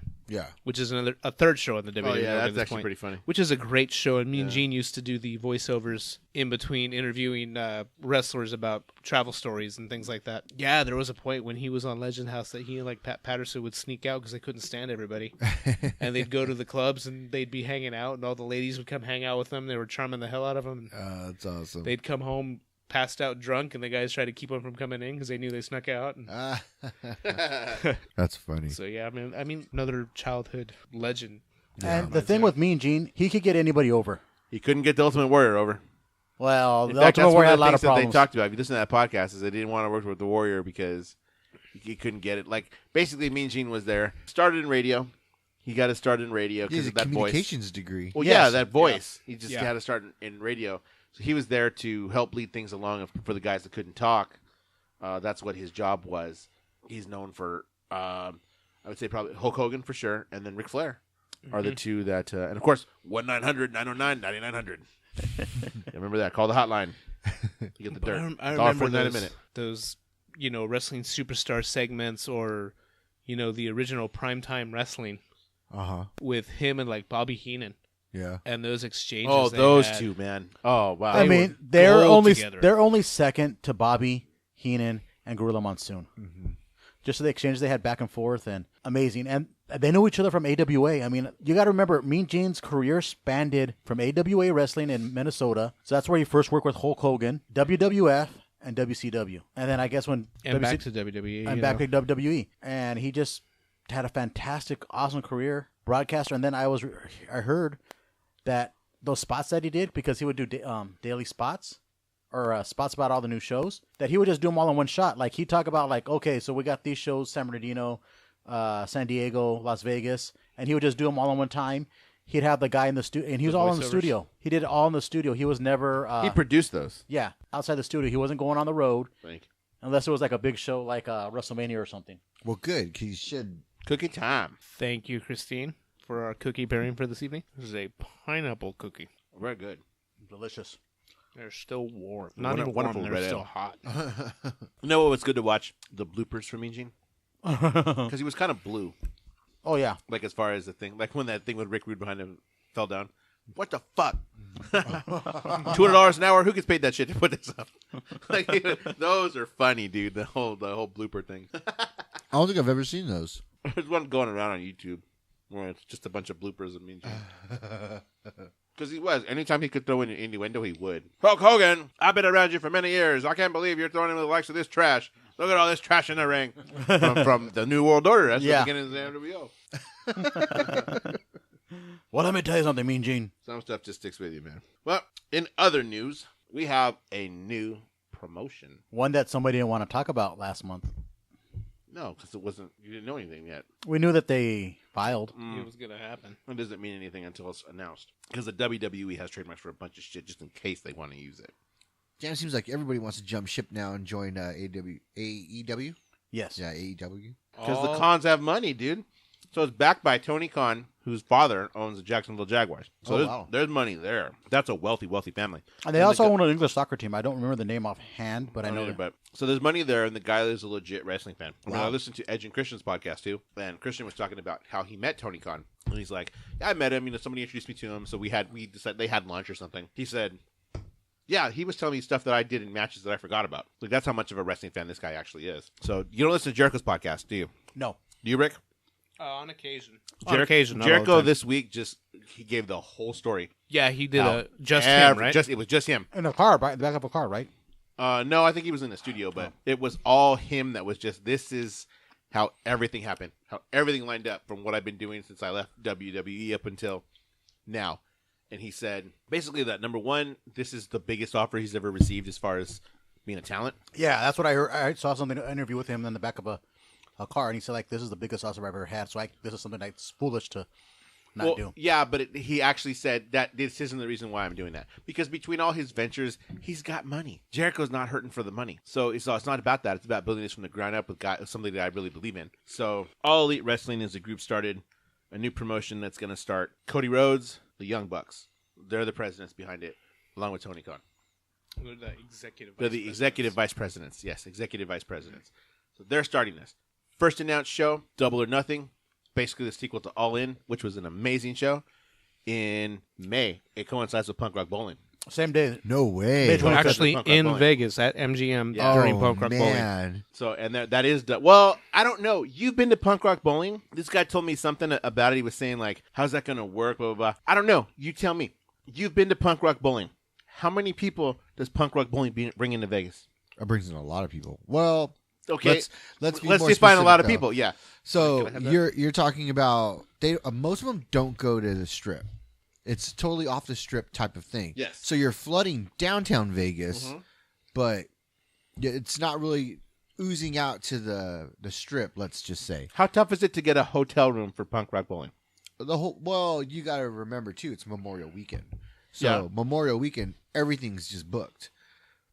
Excuse me. I'm sure you could probably find stuff off Strip, but to find anything on the Strip or anywhere near downtown, it's going to be a bit of a challenge the closer you get to that date.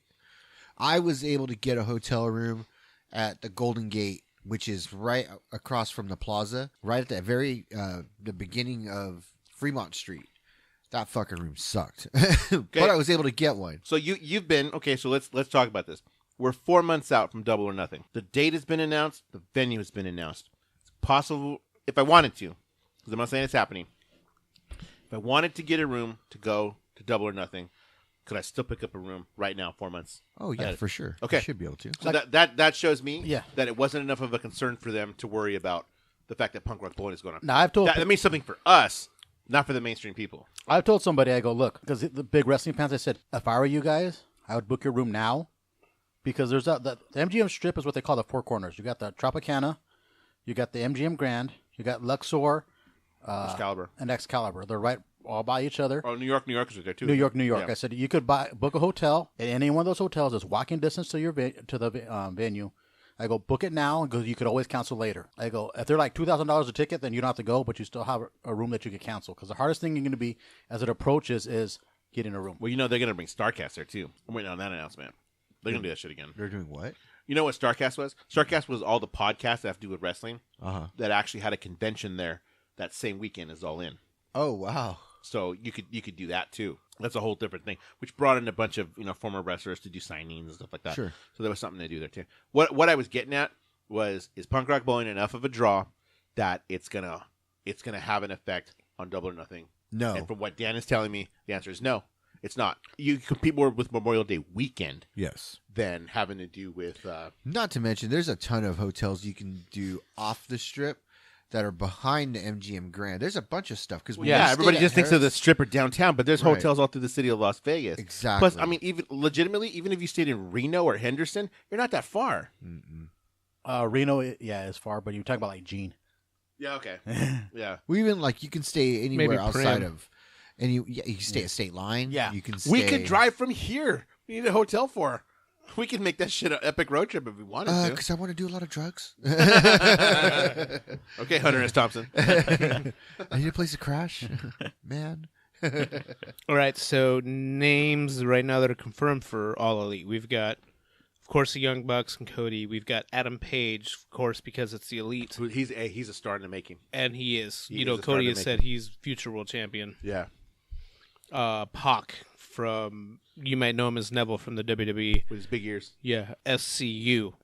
So we're talking Daniels, Kazarian, and Scorpio Sky. Scorpio Sky been falling the entire history of we championship didn't go to wrestling that from bar Hollywood. wrestling that they showed up at. Yeah. That was pretty cool that they showed up there. Yeah. Well, yeah. You This think, next one's going to have Pentagon.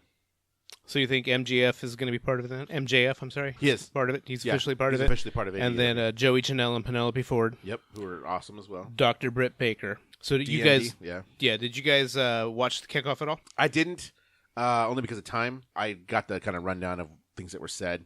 They were saying they were a little unhappy with the way the video actually turned out because The video quality was actually kind of terrible. Yeah, because I watched like the first 2 minutes of like these two guys talking. I'm like, this fucking sucks. I'm gonna watch something else. I happened to be driving to go pick up the kids when it was happening, so I had it on and I had the live YouTube running. So I was really just listening to the audio. And the announcements went over really well. The video, MJF and then Joey Janela coming out and attacking him, that went over really well. The majority of the money is going to the talent. Yeah, you didn't even get the biggest name. We didn't say Chris Jericho. No, Chris Jericho, of course. And Kenny Omega's going to be going there. Right? Okay. There's speculation. So the latest with Kenny Omega is that his contract is up with New Japan January 31st. Yes. It's known 100% for a fact that he received an offer from WWE. Yes. It was a And very lucrative offer. Of course, AEW would be interested in him because of the friendship thing. Now, the rumor is he already turned down the offer from WWE, but it's confirmed that he had a meeting with Vince McMahon and Triple H. But it's speculated that he actually already turned that Now, down. what does this mean for WWE in acquiring new talent or talent that means has their contracts up soon? that they want to lock them because they know if you let somebody go or they ask for their release. Actually, that's a whole thing right now. Because if they ask for their release or they let them go, there's a 90-day no compete clause in their contracts, which means they can't do any appearances on anything that's going to be televised for 90 days. We're 4 months out from Double or Nothing, which means they could show up. Yeah, Given their that's release the right goal. away, they could show up at Double or Nothing. Which is what I don't think that's going to happen. I think a lot of these, if they're granting their release, it's going to happen, let's say, March 1st. There's also speculation that they don't have to release their talent. Pac was not released when he asked for it. Mm-hmm. He went and sat home for almost a year. Yeah. Just I don't want to work 'Cause and I didn't. He breach of contract. They're not paying. They finally said, "Okay, you're not coming back. Get nothing for you." Released him, and then this happened. Because I've heard rumors, and this is all like speculation and rumors. It's nothing confirmed or nothing reliable. That one of the next people who wants their release is Goldust. I've heard that too. I've heard several names actually. One is Goldust. 2 is the Revival, and 3 was Mike Kanellis, who Mike Bennett. Mike basically, Bennett, if you know wrestling. Who Maria Kanellis basically shot that down and said no. The other name rumored in there. Actually, she didn't. No, she released something else that said this is all like whatever. She didn't 100% say those words, but at least you to believe that's what she's talking about. Talked about a lot of the other things they were talking about, and she never downright said that they didn't ask for their release. She just said, don't believe everything that's on the internet. Okay. And then she gave a bunch of facts about what's really going on with other things. Okay. But she never flat out said, we did not ask for our release. Dolph Ziggler is the other name. Now I've heard other. Okay, so what is like? Are they gonna just do pay-per-views? Are they gonna do a TV show? Or they haven't said anything yet? Rumor is that there's big conversations going on about TV. One of the names that's been tossed out, one of the networks that's been tossed out is Turner. Is TBS. Is TBS on Tuesday nights. Basically filling the slot that SmackDown is in currently, because SmackDown in a couple months is moving to Fridays. Yeah, when the new season starts in September, October on Fox, they'll be on Friday nights again.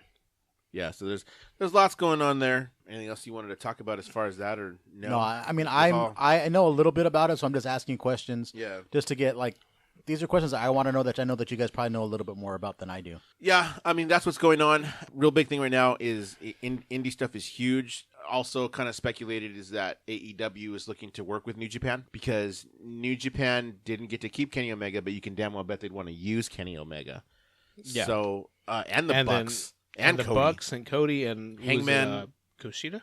Kushida is reportedly signing with the WWE. Okay. So we'll see what happens And then, there. oh, what's his name? Time Splitter. Yeah, Kushida. That's Kushida. Yeah, I it's had it Kushida. right? Okay. Yeah. So we'll see. The deal with that is, though, is that New Japan has a deal with ROH. So AEW supposedly wants to see, can they work out a deal so that New Japan and ROH can use kind of the same wrestlers, as long as they're not kind of televised on each other's show. In Japan is fine, but maybe not here in the States. Yeah, which is a total different thing. And I think they're going to try to not have ROH guys wrestle AEW guys. Yeah, but if it was like an All Japan guy versus an ROH guy, it's New Japan. All Japan's totally different. I'm sorry.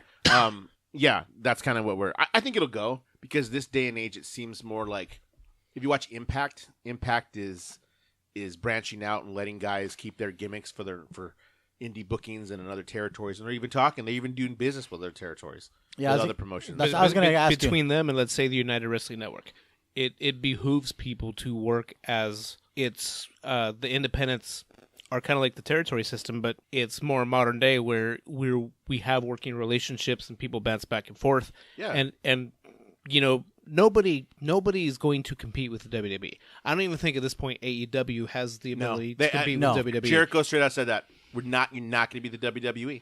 You're not. They're the machine. They're the monster. You're not going to beat it. You're providing an alternative. Yeah, an alternative for it that can be just as interesting with different guys. You're not going to do that. Now this my other question was, what does this mean for Impact, who has a television contract that nobody could see, but it has a television contract? Pursuit. I get Pursuit. and ROH.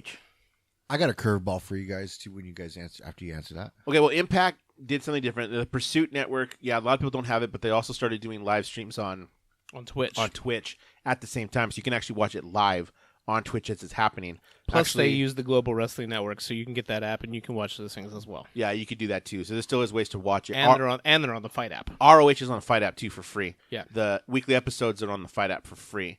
The pay-per-views still do cost money. ROH does have an Honor Club, which does give you that kind of stuff, but it's kind of pricey. So they haven't worked that part out yet, but if you wanted to watch ROH TV, you totally could. Speaking of UWN, dude, I just watched Championship Wrestling yesterday. That's probably the best episode I've seen. That's when they had Nick Aldis, and it was Milestone. Oh, okay. When they had Nick Aldis. They've been doing fantastic stuff lately. Some of their stuff's, I guess, like it's the same as WWE. Some of their shit's kind of hokey with the freaking gimmicks, but oh yeah, of course. I mean, these are young kids. They're upcomers, but yeah, the guys that are good are good. The people who have come through the United Wrestling Network and Championship Wrestling from Hollywood, you know, Brian Cage came up through there. Eli Drake came up through there. Scorpio Sky, Colt Cabana, Adam Pearce. You see him on WWE TV like all the time. He's one of the backstage guys. Yeah. Did you guys see? There was talk of CM Punk possibly going to. Yeah, that pops up all the time. It's because it's known that Punk and the Bucks are friends. I don't see it happening, man. I just see him still working towards this. I don't know if he's going to have another UFC fight. I don't think Dana White thinks he's ready for that it's going to happen, but there's all kinds of MMA promotions that he could do if he's serious about being an MMA fighter, and I don't think he's hurting for money. So, I don't know. Definitely a mystery card, but what do you think, Ray? I don't see it happening. I don't see CM Punk coming back. I don't see him coming. No. And I think I know Shinsuke Nakamura's contract's up pretty soon. I don't think he's happy in the WWE. I would see him.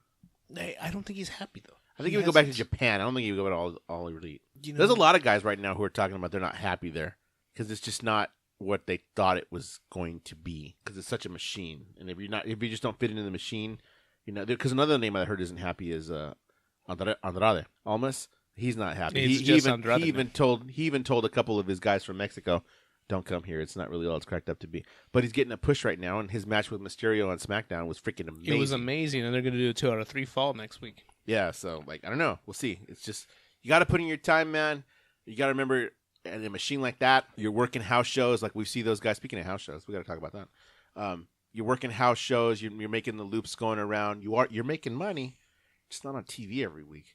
Is it enough for you to be doing that and making money, but you're not getting that big push? If you're and cool that was with one of the things with Mike Bennett, Mike Kanellis, is they said something about he hasn't wrestled at all. I didn't even know he was still under contract. And she said no, that's not true. He never took time off. He actually wrestled the entire time he was going through his painkiller addiction stuff. Oh yeah, and he's never stopped working house shows. He's constantly working house shows. Zack Ryder is the biggest one, and Zack Yeah. Ryder's his hashtag is like still here because he doesn't wrestle on TV. He has a match didn't once in a blue moon, from but the time he was drafted to Raw until about a week and a half, 2 weeks ago. He hadn't had a match on Raw. Well, you know what Yeah. he does a lot? He goes and buys toys. yeah, he has money. Yeah. No, but I seen like that show that he The does. Like, wrestling figure podcast. Yeah. with Heath not Heath Slater, Kurt Hawkins. Kurt Hawkins. yeah, they just go like to like a toy stores and like I want to buy this toy. Dude, he has money. Some Yeah. of those toys are thousands of Oh dollars. yeah. I saw one He's like got episode. money. I mean, like he makes money doing this. He's just not pushed on TV.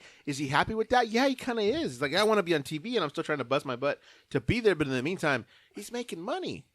And that's where the whole IC title reign with him came in, is for being that guy and being willing to do that. Yeah. And Yeah, no matter what you say about Zack Ryder, dude, Zack Ryder had his WrestleMania moment. He won the freaking Intercontinental Championship at WrestleMania. In a ladder That's match. in a ladder match. That's forever cemented. He lost it the next day, but like he had his moment. That's what we talked about, right? I want my WrestleMania moment. He had it so much so that his dad jumped over the ring, the rail Ricardo and thing. came into the ring. Yeah, that he had it, dude, and it's forever. And it wasn't like on a pre-show.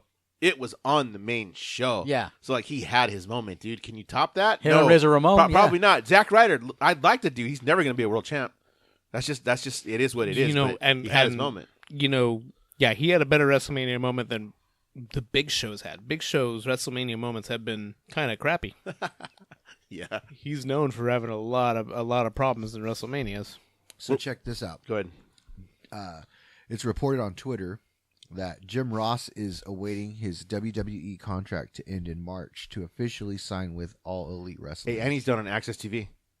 He's done on Yes. Access TV with New Japan. His So- contract there expired too, and he opted not to renew it. So that's Yeah, Josh but Barnett. does he have that it's 90 day? Is it Kevin Kelly now? Can't Yeah, remember who Kevin it is. Kelly does it. It's Kevin Kelly. Well, Huh? will he have that 90-day no compete? No, plus? because his isn't a his is a Legends contract. Yeah. I think Jim Ross's is a Legends contract, so it's worded differently. It's not talent, not independent Yeah. contracting like that. But anyway, Friday we're going to NXT. I had totally forgot about that till today. On Friday we're going to NXT, and I just dawned on me this: the next day is Takeover. Yes, it is. Takeover's on Saturday, so you know who that means. We're going to see everybody that's going to be wrestling on Takeover. Yeah, probably. That's going to be a damn good show. So, yeah, everybody that's actually wrestling on Takeover, we should probably see Friday night. Another place to watch some spots happen on the house show to see if they happen the next night on Takeover. Yeah, you'll see some of that. Yeah, because it's actually going to be an actual Takeover show, Mm-hmm. like a pay-per-view. So that should be pretty interesting. Yeah, we'll have to talk later about what time you want to meet up and stuff. Okay. But let's get... Last time I heard EC3 was hanging out with fans before, because they all go in a bus, because it's NXT, so... Oh, If wow. we can get down a little bit early, maybe we can meet a couple of fools. I'll be right. That'd be kind of cool. Super Bowl. The Super Bowl. we don't have express written consent to call out that, so they'll use implied oral consent and call it The the big big game. for the professional football championship. For the Bourbon Bowl. I've been saying the Bourbon stripper Bowl all week, bowl. dude. The stripper Yeah. bowl. It's in Atlanta, like the Sugar Bowl. most highest number of strip clubs. Is it? Oh, yeah. We know Bourbon Bowl's from, right? The Water Boy. It's the Water Boy. Oh, is it? Yeah. That's what I've been saying. I'm trying people to catch that reference. The Bourbon Bowl. Oh, that's right. I'm sorry. The big game. They're gonna open a can of whoop ass. As we sit here and talk about this, it's cemented who the two teams in the big game shall be. The Rams and the Patriots. Thoughts? Yeah, it's not the Raiders, but we knew weeks ago it wasn't going to be. I stopped watching football, dude. I didn't. Hey, Dude, that was like week 4. I You know. knew I that- know. I gave up week 4, dude. It was over. I picked these two teams to go. Did you really? Yeah, I picked 4. I don't remember who the other 2 were but I remember it was the Rams and the Patriots were my top 2 picks. And I would like the Rams to win. I'm not a Rams fan. I'm a Raiders fan, but I would like the Rams to win because I can't stand the Patriots. Yeah, but the Patriots, man, they get in that Super Bowl and they're unstoppable. Aren't you tired of Tom Brady? Yeah, I'm tired of the Tom Brady Patriots. for years. Yeah, I'm tired of the Patriots too. Although everybody in Boston's pretty happy, I'm sure. The khakis, looking for the khakis or your khakis, one or two. No, nothing. Okay. They You go ever like- seen that meme? Yeah, the God and Yard. No, this is the khakis. Yeah, And the, yeah, it's like looking for car keys looking or for your khaki. Dockers. Yeah. In my khakis. Can't get in my car. Can't get in your car. You need your khakis. I got my khakis on. Anyway, Oh, we just saw the Kansas City Chiefs get defeated by the Patriots in double overtime. Was it? No, just No, just single. single overtime. One overtime. In just in sudden overtime. Tom Brady's going again. We're Raider fans, so we hate the Chiefs. Always have. I kind of was rooting for the Chiefs to go just because I wanted the Rams to beat them. Go to the big dance. Excuse me, the big game, and then get defeated. That's kind of Like I was telling Dan last win week, the I big go, one. I fucking hate both teams. Yeah, I don't care either. I'm not a Rams hater. A lot of people gave the Rams. A lot of people jumped on the bandwagon. Let's be honest. Yeah. A lot of people jumped on the bandwagon when the Rams moved up to LA. I'm not a bandwagon jumper, and I'm not a Rams hater. It's cool. It's cool. And we got football in LA, so what are you gonna complain about? We got 2 teams that went to Yeah, the I know. playoffs. We got 2. Yeah, that's true. No, I'm not a hater. I'm going for the Rams. I'd like to see them win. That's kind of a good story. The whole West Coast East Coast thing. We'll see. 2 weeks. That's what I respect the most. I hate it when it's 2 West Coast teams. It's more often than not 2 East Coast teams. Yeah. Playing for a national championship, and it's Or how about like 2 teams that are like really close together and they got to go all the way across the country to play each other? Right. Hey, Yeah. you know what I was thinking about right now? What do you think about Clemson and their meal? Oh, the hamburgers? Yeah. the hamburgers. Hamburgers. Hey, they're college kids. They're fucking used to eating that shit. So Yeah, they are. They are. But you would hope if you're making a visit to the White House, you'd have a nicer dinner than that. But hey, you think you could have like a plate of cold cuts at least? Right. It'll look and nicer. How about and some Dr. Peppers Peppers? on China. For what? What you talking about? Oh, Alicia, my wife sent me some posts of the beginning of the eclipse here. Oh, it started already? It started. The Oh, it's not full yet. 9 something is the total eclipse. Oh, so tonight becomes here on blood, the West but Coast. Yeah, okay. Well, then let's wrap this shit Yeah. up, dude. No, we got one more thing. Oh, we got one more thing? We got Anton's. We got in. Oh, yeah, okay. We don't have to talk So- about Antones I just No, talk about it we'll really talk quickly. right now. Yeah. Okay. Antones. That's where the first Extraordinary Eats happened. It's a little place in Riverside, right there, just outside of Magnolia Avenue. It's been there for 50 plus years. Delicious stuff, man. Chris Burrows, may he rest in peace, did a Burrows Bites there. And, I think about it, he was another one of those guys that epitomized extraordinary culture. Yeah. He did a Burrows Bites there, and he had a meatball sub, and he had it on garlic bread. I didn't have that. I had what they call their Mafia sandwich, and it's, all the classic Italian meats on garlic bread. Oh, my God. Just Mamma mia. an amazing thing. Softest meatballs I think I've ever eaten. Alicia had that. She had spaghetti with meatballs, and just fantastic. It was only $20 or I was something going like to ask that. you, what was looking at? Is it pretty fair price-wise? Yeah, it was very fair price-wise. I think between that and the 2 drinks, we were like $25 Oh, wow. for the 2 of us. So not bad at all. No, it doesn't sound bad. So at if all. you, but the down, I mean, they're open Saturdays now, but they're one of those places they make stuff, and when it's done, and that's when they close. So you So got if to they get run there. out of food like at 5 o'clock, they're closing at 5:01. More often than not, it's like 4 o'clock. Oh, wow. They're running out of food. Really? Yeah, So it's more of a they lunch always place close than... early. it's definitely a lunch place. Okay. Good to know. But if you're in the Riverside area, go check out Downtowns, and guess what? It's across the street. What's Made that? Shop Riverside. Who are they? They are one of our fantastic sponsors. So that's been our adventure. We'll see what we're going to do next for the Extraordinary Eats. I don't know yet. There's a fantastic little Chinese restaurant, fast food, down the street from me. It's called Teriyaki Plus. I think I'm going to do that next, to be honest. That sounds cool, man. Yeah. Okay. Last Thursday, I talked with Matt from Chino Valley Brewery, and he gave me the rundown on what's going on at the brewery and the new expansion, and let Matt talk about it in his own words. All right. This is Xavier, and we're here with Matt from Chino Valley Brewery. So tell us about how you got the name Chino Valley Brewery. I grew up in Chino and been living here off and on my whole life. And as much as I remember my childhood growing up here and teenage years, there's always been dairies up until, just the last decade or so. And as a child, I used to go to visit my friends who lived on dairies. As a teenager, I worked on dairies, summer jobs. I went to school with a lot of dairymen's kids. And I've always thought of dairies when I think of Chino. So we've taken the dairy cow as our logo and used it as our motif in the brewery. We have a lot of dairy signs. We have dairymen that donate memorabilia to us. And that's where we came up with the idea. Now, how'd you get into brewing? I lived in England for about 5 years, and I got there in the military, and I stayed for about a year after. And I used to play darts with local guys in the village at the pub, and they were the ones who told me how to homebrew. They used to homebrew at home. We called them lager louts because they'd always be drinking even before they got to the pub. and they took me to the local drugstore, which they call chemists over there. The local chemist is called Boots. That's the kind of their big box drugstore over there. So kind of like their Rite Aid thrifty. Exactly, like their CVS. Exactly. So if you go to Boots, they had a whole aisle dedicated just to brewing beer at home. So it was very common there, and I bought everything I needed, and those guys kind of showed me. And as I got to know the people at the pub, we used to shoot darts in. It was called the Wellington. Got to know the owners pretty good. We were kind of the Yanks that lived in the village. Everybody got to know us. And they brewed beer there, which is common in the small pubs kind of in the countryside, because I was a good hour north of London by train. I wasn't in a city. And they were looking for a brewery assistant, and I started doing that part-time, and eventually I learned to brew right there. So I was brewing on their system, which was, it wasn't hectoliters, but it was probably the equivalent of like it's very small, of like maybe a 3 or 5 barrel system. And that's how I started brewing. I loved it. When I eventually came back to America, I continued to homebrew, and I always kept that as something I did in my leisure time throughout my whole career. And when I finally retired, I decided that maybe I'll try it professionally. Learned about small breweries popping up in San Diego that were doing this, and started to check them out, and decided, you know what, I could give that a shot. And when did you guys open Chino Valley Brewery?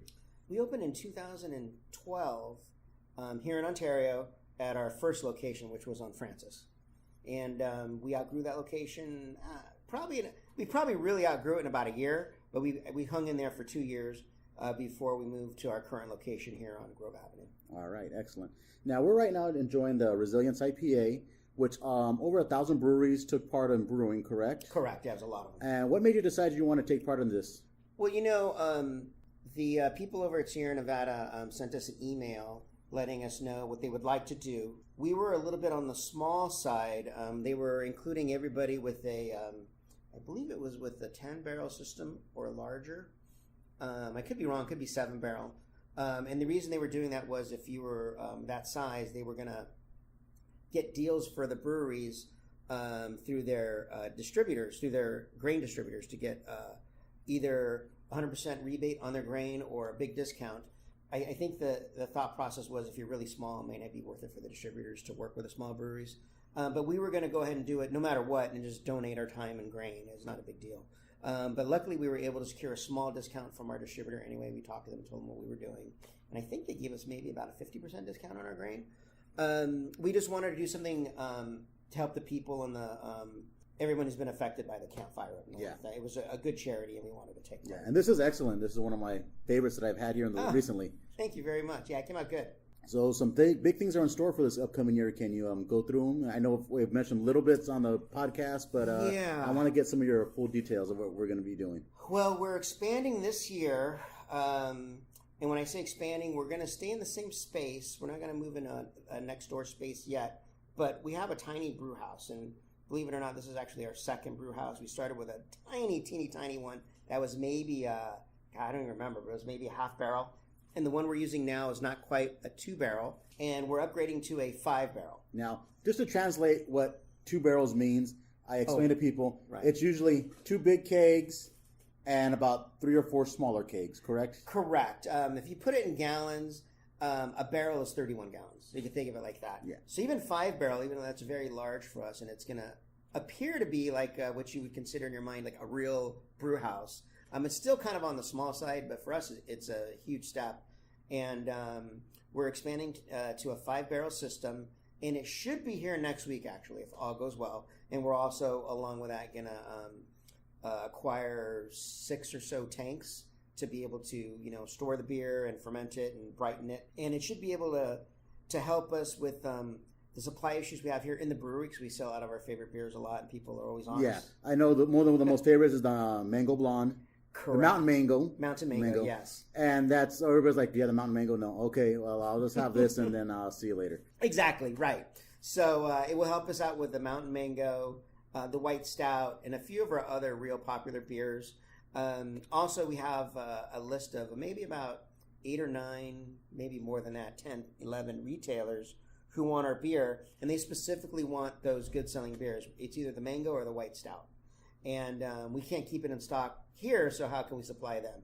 So that's why we're getting the bigger system, so we could start selling to wholesale accounts. All right, thank you very much. And you also have a couple of upcoming events that are monthly. We do. So just run through what the monthly events are. On a weekly basis, we have trivia here every Wednesday at 7 p.m. It's free to play. We have food about every other Wednesday. It's becoming more common now to have food on Wednesdays. We also have food every other Friday, and we also do a once a month Taco Tuesday, which I've seen you at before. Yes. And we do that on the fourth Tuesday of every month. And we also have cigar smoking that night. We put everything outside under lights, and you can have tacos, you can hang out outside and smoke cigars, or you can come inside away from the smoke and hang out and listen to music and watch the TV and eat your tacos. So I invite everybody to come and check us out any one of those nights. Awesome. Thank you. Thank you very much. Cheers. All right, that's Matt from Chino Valley Brewery, and Chino Valley Brewery is located at 1609 South Grove Avenue, Unit 109, in the beautiful city of Ontario. All right, guys, that's going to about do it for this episode 14. The government might be shut down, but we're still bringing you the podcast. What you guys got going on? Apparently, I have WWE NXT next week. I didn't realize. Yeah. I'm just working. Yeah. I'm working. Now we got working. Yeah. Anything Working. else, Rick? What's that? Anything else? Not that I can think of at the top of my head. Yeah. I will be at NXT Riverside on Friday. Looking forward to that. Been kind of busy at work. I'm planning that trip up north here in a couple of months, so I'll be on break pretty soon. In February, I will be spending a weekend. I got to talk to you about the next date that we record, because I will be spending a weekend up in Lake Arrowhead, trying to catch the end of that snow season. I got a big cabin rented out through Airbnb. Nice. So it should be kind of cool. So we'll talk about that, I'm sure, on the next podcast. That's what I got coming up. Yeah. Anything going on at the shop? No, just just always busy. Just can't stress enough to everybody. Just make an appointment online. Oh yeah, Don't a worry guy I about work calling. with. I was saying something about that. Something we had going on, and I was like, "Oh, my friend owns a shop in Dos Lagos." He's like, "Your friend owns that shop?" He's like, "Yeah." He's like, "Man, I walked in and tried to get a haircut, and I was told, oh, man, we're booked. You have to come back like on Tuesday." And I'm like, "Yeah, bro, that's what happens. It's that busy." And he's like, "Wow, that's different. That's kind of cool, though." Yeah, So- it's a trip where people trip out when they come in, because they walk in and they're like, yeah, can I, what's the wait like? And we, depending on the day that you come in asking that question, it could be, oh, you know what, man, actually we can get you in. Yeah, I Or, did. The last time I was at the shop, I actually did hear you guys tell a guy, "Just wait around for a few minutes. I think we can work." You Yeah, out." I mean, it's rare. I don't see that very often, No, it's very it's rare. cool. Personally, as an owner, the barbers are they're not going to understand, because they don't, they're out to take care of themselves, which is perfectly fine. That's what they should be doing. But from an ownership standpoint, what I see, I'm at the front of the shop. I'm first chair. I see it every day. It's, people walking in saying, "Can I get in?" And we have to tell them no. It's like, Wow. I mean, This- it is in the door. You almost have to take walk-ins. Like, you have to take that walk-in part off the door, dude. dude, it's crazy. Yeah. It really should almost be appointments only. Days where, and don't get me wrong, we have our slow days. In fact, we're getting ready to I'm going to start. My New Year's resolution is to be a little bit more involved with our online marketing. I'm going to start doing we do MailChimp. We've had an account where we're going to start setting something up to do newsletters. One of the things I want to talk about are, more efficient ways to get an appointment with us, because a lot of people, they just don't know. They come in, they're like, "I want to get an appointment." We tell them we can't help you right now. You can come back tomorrow. We can get you in at another time. They don't like that. Well, it would be nice. We do have a lot of people that actually follow us through email. They've given us their email address for a newsletter. We can pass that kind of information on to them. Something that would be a little bit more beneficial to them, as to when would be a good time to actually book an appointment. That's, to me, that's important. Almost like you should Yeah. have something there at the front to like book and put here. Yeah. This is what we have available. Well, so I don't know if you've ever noticed, we have this like big curved monitor at the Yeah. entrance. Mhm. It's on a swivel. Yeah. I purposely have it on a swivel so we can show the people that are walking. Well, when in I've paid at the counter, I've had the swivel around to Yeah. sign it. Well, no. The talking about actual another? computer screen. The monitor. The actual It's a- monitor itself. the full-size it monitor. swivels. Oh, okay. Yeah, it actually swivels, and the reason why is because we want to show people. Look, you think we're lying to you? No, we're solid. Why would we lie to you? Like, we're in the business to make money. Yeah. Anyway. Have you ever thought about having a QR code that way they could scan it with their phone and takes them directly where they could book? Yes and no. Yes, I've like kind of like kicked around the idea with other business owners that utilize that for like catalogs and stuff like that. But when it comes to actually communicating it with Clients? Mike just with Mike to actually like, hey, why don't we do this? No. Not because I don't want to, but just because it probably hasn't come up. It's actually a really good idea. We should look into that. iPhone scan it. You don't even need a QR code reader. iPhone's from the camera. scan it. Android you do, most do now. Huh? Most Android you phones do. do that I know. nowadays. Yeah, but iPhone you don't. Yeah, because Bonafide came out with a catalog, and it was just a couple of pages, and you're like, this is the whole catalog, but you scan the that code, and it takes you to it, but it only does it on your iPhone. Well, those apps too. Also, you can make the QR code from there. Yeah. So You just need a QR code reader. That's actually if you can't. Yeah. That's actually a fantastic idea because I actually do utilize them, especially because I have an iPhone. Yeah. Because it automatically will scan it for you. So, yeah, no, that's actually a fantastic idea. But yeah, man, I can't stress enough. Just make an appointment. Book in advance. Book online. It's easier. It's open 24 hours a day. Yeah, I made some. I'm sure some of those guys have gotten messages at weird times. Oh, dude, I've gotten 5 a.m. So the way, a little insider secret, the barbers know when you make an appointment for them. Most of them have smartwatches. Most of them have it's all linked to their phones. So when someone makes an appointment, we've gotten appointments at like 1, 2 o'clock in the morning. Someone's probably working graveyard shift. Oh, I'm going to try to get in later. I'm awake and I think about it. That's all it is. Yeah, I just do it. I know you guys get it. Like if I'm booking it with you or with Robert or whoever, like I know like these guys are gonna get it. Like, I get when they bing. it. I get a little notification on my Apple Watch, or I get one on my phone, and it tells me it's all useful information that's there to help everybody. It's there to help the barber because the barber will know, hey, this is what I've got coming my way. You know, I tell people when I interview them, don't you want to know what your day looks like? Don't you? Who wants to be living in an unknown with an unknown attitude of what's going to happen next? Yeah. So I like seeing everything in front of me. It's nice. Makes total sense. X, what you got going on? Just work. Yeah, you're boring. I know. I'm trying to save money for a wedding. Work. I was there. I used to be like that. Yeah, we've all been there. Yep. I think that's gonna do it. Rick, what we got? Yeah. Socials. Alrighty. So if you want to email us, you can email us at exocast@yahoo.com. Our Instagram handle is exoculture. We are on Facebook at exocult. You can find us on Twitter at exocultcast.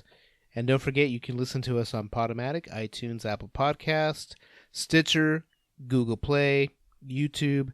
You can also ask your smart device to play the Extraordinary Culture podcast, and they'll do that.